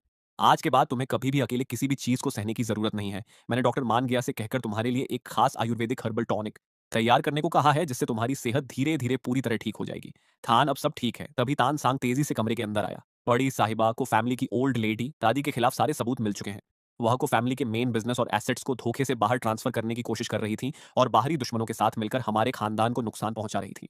सबूत बिल्कुल पक्के हैं। पहले मैंने उनके बुढ़ापे और रिश्ते का लिहाज करके उन्हें सुधरने का एक मौका दिया था, लेकिन उनकी यह हिम्मत कि उन्होंने मेरे थान को परेशान करने की कोशिश की। अब इस ओल्ड लेडी पर कोई रहम नहीं किया जाएगा। 3 दिन बाद शेयर होल्डर्स मीटिंग। 3 दिन बाद को फैमिली के शेयर होल्डर्स की ग्रैंड मीटिंग बुलाई गई। को लैंग ही ने पूरी मीटिंग के सामने उन पुख्ता सबूतों और फाइलों को टेबल पर रख दिया जिनमें ओल्ड लेडी द्वारा सालों से किए जा रहे घोटालों और धोखेबाजी का एक एक काला चिट्ठा दर्ज था। कंपनी के सारे शेयर होल्डर्स ने सच को अपनी आंखों से देखा और सर्वसम्मति से वोटिंग करके ओल्ड लेडी के सारे राइट्स, शेयर्स, प्रॉपर्टी और दुकानों को हमेशा के लिए जब्त कर लिया। जिस दादी ने अपनी आधी जिंदगी सिर्फ को फैमिली पर अपना कंट्रोल बनाए रखने की साजिशों में बिता दी थी, वह आखिर में पूरी तरह कंगाल हो गई। अब उनके पास न तो कोई पैसा बचा था और न ही कोई रुतबा। वह चुपचाप शहर के एक बेहद शांत और दूर इलाके के छोटे से मकान में अकेली रहने के लिए चली गई। इसके कुछ ही दिनों बाद तानसांग विला में आया और उसने मेरा एडमिशन लेटर और फीस का बैंक कार्ड मेरे हाथों में सौंप दिया। मैंने कांपते हुए हाथों से उस पेपर को छुआ। थान, तुम्हारे कॉलेज के पहले दिन मैं खुद तुम्हें वेस्ट यूनिवर्सिटी छोड़ने जाऊंगी और मैंने तुम्हारे कॉलेज के पास ही एक बेहद शांत और आलीशान अपार्टमेंट का इंतजाम किया है ताकि तुम्हारी लैब रिसर्च और पढ़ाई में कोई डिस्टर्बेंस ना हो। जब भी तुम्हें फ्री टाइम मिले तुम वहां बैठकर अपनी पसंद की कोडिंग और प्रोग्रामिंग कर सकते हो। कुछ ही दिनों में तान सांग ने एक और बड़ी खबर दी। हुआ चिनकियत का वो पुराना स्कैंडल अब पूरे सोशल मीडिया पर एक बहुत बड़ा ब्लास्ट बन चुका था। जिस स्टार इमेज को उसने सालों की मेहनत से खटीठा किया था, वह एक ही रात में पूरी तरह मिट्टी में मिल गई। उसके सारे ब्रांड एंडोर्समेंट, मूवीज और कॉन्ट्रैक्ट्स कैंसिल कर दिए गए। इंटरनेट पर उसके खिलाफ नफरत की एक बहुत बड़ी लहर दौड़ दिच गई। इसके साथ ही हुआ फैमिली द्वारा सो थान की मॉम की निशानियों को बेचने और सालों तक उस पर किए गए घरेलू टॉर्चर के सारे सबूत भी मीडिया के सामने आ गए। बिजनेस वर्ल्ड के सारे पार्टनर्स ने हुआ फैमिली की कंपनी के साथ अपने सारे कॉन्ट्रैक्ट्स तोड़ डीएच दिए और उनकी फंडिंग पूरी तरह रुक गई। सिर्फ आधे महीने के अंदर हुआ फैमिली का पूरा बिजनेस बैंकरप्ट हो गया। उन्हें अपना आलीशान विला छोड़ डचकर एक बेहद छोटे और पुराने अपार्टमेंट में शिफ्ट होना पड़ता और वो नौकरानी जो विला में थान को हमेशा परेशान करती थी, अब सडे डिस्को पर मामूली काम ढूंढने के लिए भटक रही थी। और जहां तक ली हाउ वू की बात है, जिसने चैरिटी पार्टी में सबके सामने मेरा अपमान किया था और फेक सूट पहनकर घमंड दिखा रहा था, उसका वो झूठ सबके सामने आने के बाद पूरे बिजनेस और फैशन सर्कल ने उसे पूरी तरह बॉयकॉट कर दिया। अब हर कोई उससे दूरी बनाकर रखता था। डुओंग चिन नगोवान, जिसने मेरे और को लैंग ही के बीच दूरियां पैदा करने की साजिश रची थी, वह भी पूरी तरह नाकाम रहा और उसका पूरा नाम और रुतबा मिट्टी में मिल गया। मेरे दिल और दिमाग पर सालों से छाया वो डर का काला साया अब हमेशा के लिए दूर हो चुका था। शादी और नया सवेरा। कॉलेज शुरू होने से पहले के उन दिनों में कोलैंग ही हर वक्त मेरे साथ रहती थी और मेरी सेहत का ख्याल रखती थी। सुबह सुबह वह खुद अपने हाथों से गर्म हर्बल टॉनिक लेकर आती थी। मेरे पास बैठकर देखती थी कि मैं उसे पूरा पी रहा हूं या नहीं और फिर मेरे मुंह का कड़ीडीडोआपन दूर करने के लिए मुझे मीठी कैंडी खिलाती थी। दोपहर के वक्त वह मेरा हाथ थामकर अपने विला के खूबसूरत गार्डन में मुझे धीरे धीरे टहलाने ले जाती थी, जिसे उसने खुद अपने हाथों से डिजाइन किया था। थान, तुम्हें जिंदगी में हर किसी के सामने झुकने या पीछे हटने की कोई जरूरत नहीं है। दूसरों को खुश करने के लिए खुद को छोटा मत बनाओ। उसने धीरे धीरे मेरे अंदर बसी उस हीन भावना और डर को पूरी तरह से धो दिया जो मेरी रग रग में समा चुका था। उसने मुझे सिखाया कि मैं अपनी काबिलियत और अपनी इस कामयाबी के पूरी तरह हकदार हूं। दिन के वक्त मैं स्टडी रूम में बैठकर अपनी कोडिंग लिखता था और कोलैंग ही मेरे बिल्कुल सामने बैठकर अपने नए पार्टी सूट्स के स्केच तैयार करती थी। काम के बीच जब हमारी नजरें एक दूसरे से मिलती थीं तो बिना कुछ कहे ही हमारे दिलों में एक बेहद प्यारी और गहरी मोहब्बत का एहसास तैर जाता था। 1 महीने बाद उस कलेक्टर ने वादे के मुताबिक मॉम का वो कीमती रत्नों से जड्डा बॉक्स हमारे विला में भेज दिया। जब मैंने उसे खोला तो अंदर मेरी मॉम की जवानी के दिनों की एक बेहद खूबसूरत ब्लैक एंड व्हाइट तस्वीर रखी हुई थी। उस तस्वीर के नीचे एक छोटा सा नोट था। सालों तक तुम्हारे साथ न रह पाने का मुझे बेहद अफसोस है मेरे प्यारे थान। मेरी दुआ है कि मेरे थान की जिंदगी हमेशा खुशियों और कामयाबी से भरी रहे। उस पेपर को छूते ही मेरी आंखें नम हो गईं। मॉम, आपकी इस ख्वाहिश को अब मैं पूरा करूंगा। मैं हमेशा इसके साथ रहकर इसकी हिफाजत करूंगा। मैं पूरी जिंदगी सिर्फ तुम्हारी ही बाहों में बिताऊंगा। लैंग ही। टाइम पर दवाइयां लेने और को लैंग ही के प्यार की वजह से मेरे बदन में सालों से जमी वो कमजोरी और बीमारी अब हमेशा के लिए खत्म हो चुकी थी। मेरा चेहरा और मेरी सेहत अब पहले से कहीं ज्यादा मजबूत और चमकदार हो चुके थे। कॉलेज के पहले दिन मुझे ये बात बहुत अच्छी तरह मालूम थी कि अब मेरी जिंदगी में एक ऐसा इंसान है जो पूरी दुनिया के सामने सिर्फ मेरा साथ देगा। मैं इस दुनिया की हर खुशी और हर नरमी के पूरी तरह काबिल था। कॉलेज शुरू होते ही मैंने अपनी पढ़ाई के एक एक चैप्टर को पूरी तरह से अपने दिमाग में सेट कर लिया। क्लास खत्म होते ही मैं लैब में जाकर अपनी कोडिंग और रिसर्च में डूब जाता था। अपनी बेहतरीन लॉजिकल रीजनिंग की वजह से मुझे यूनिवर्सिटी के टॉप कोर रिसर्च ग्रुप में शामिल कर लिया गया, जिसकी वजह से मुझे बाकी के ऑप्शनल क्लासेस से छूट मिल गई। जब भी मैं घर पर फ्री होता मैं लैंग ही के साथ बैठकर उसके बिजनेस और कंपनी के काम में उसका हाथ बंटाता था।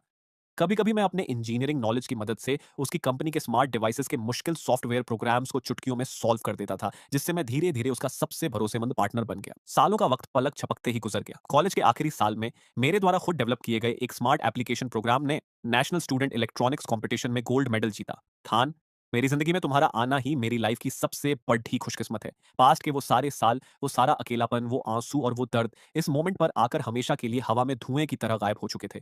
पुराने दिनों में मैं एक ऐसा लड़यचका था जिसका इस दुनिया में कोई नहीं था, जिसे हर कोई अपने पैरों तले रौंदने की कोशिश करता था, जो हर दिन लोगों की नफरत और ताने सहता था और जिसने सोच लिया था कि उसे पूरी जिंदगी इसी तरह एक अंधेरे कोने में घुट घुट कर बितानी पड़ेगी।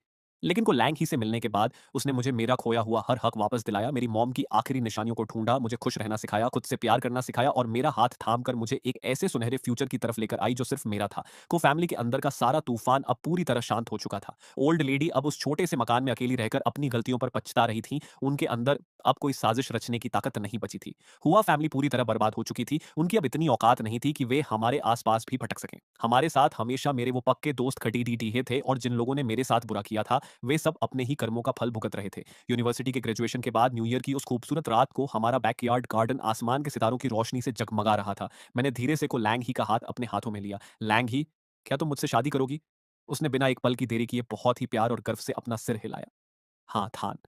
वसंत के खूबसूरत फूलों से सजे उस ग्रैंड वेडिंग हॉल में मैंने अपनी जेब में रखे मॉम के उस लॉकेट को अपने हाथों में कसकर पकड़ डीएच लिया, जिसे मैंने खोकर वापस पा लिया था।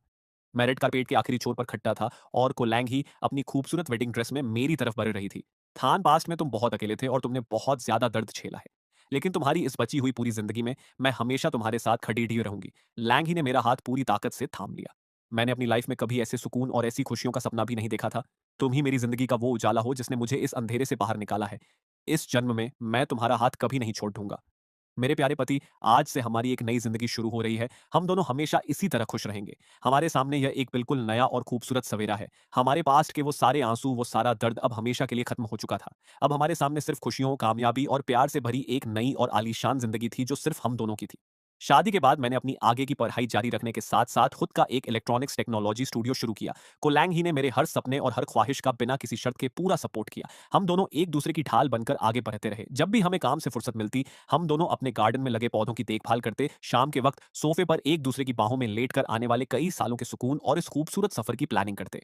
जो लड्डका कभी जिंदगी के उस बेइंतहा अंधेरे में कैद था, जहां उसकी फिक्र करने वाला कोई नहीं था, आज उसे उसकी वो प्यारी और खूबसूरत हमसफर मिल चुकी थी जिसने उसे अपने दिल में बसाया था और जो उसे दुनिया में सबसे ज्यादा प्यार करती थी। दिल में दबी वो सारी पुरानी गांठें, वो सारे पुराने दर्द और वो सारे अफसोस अब हमेशा के लिए एक बेहद खूबसूरत और परफेक्ट एंडिंग के साथ खत्म हो चुके थे। बुरे लोगों को उनके कर्मों का फल मिल चुका था और जो एक दूसरे के लिए बने थे वे हमेशा के लिए एक हो चुके थे। हम दोनों सुबह शाम हर पल एक दूसरे का ख्याल रखते हैं और हमारी जिंदगी का यह सफर हमेशा इसी तरह प्यार और सुकून के उजाले से जगमगाता रहेगा।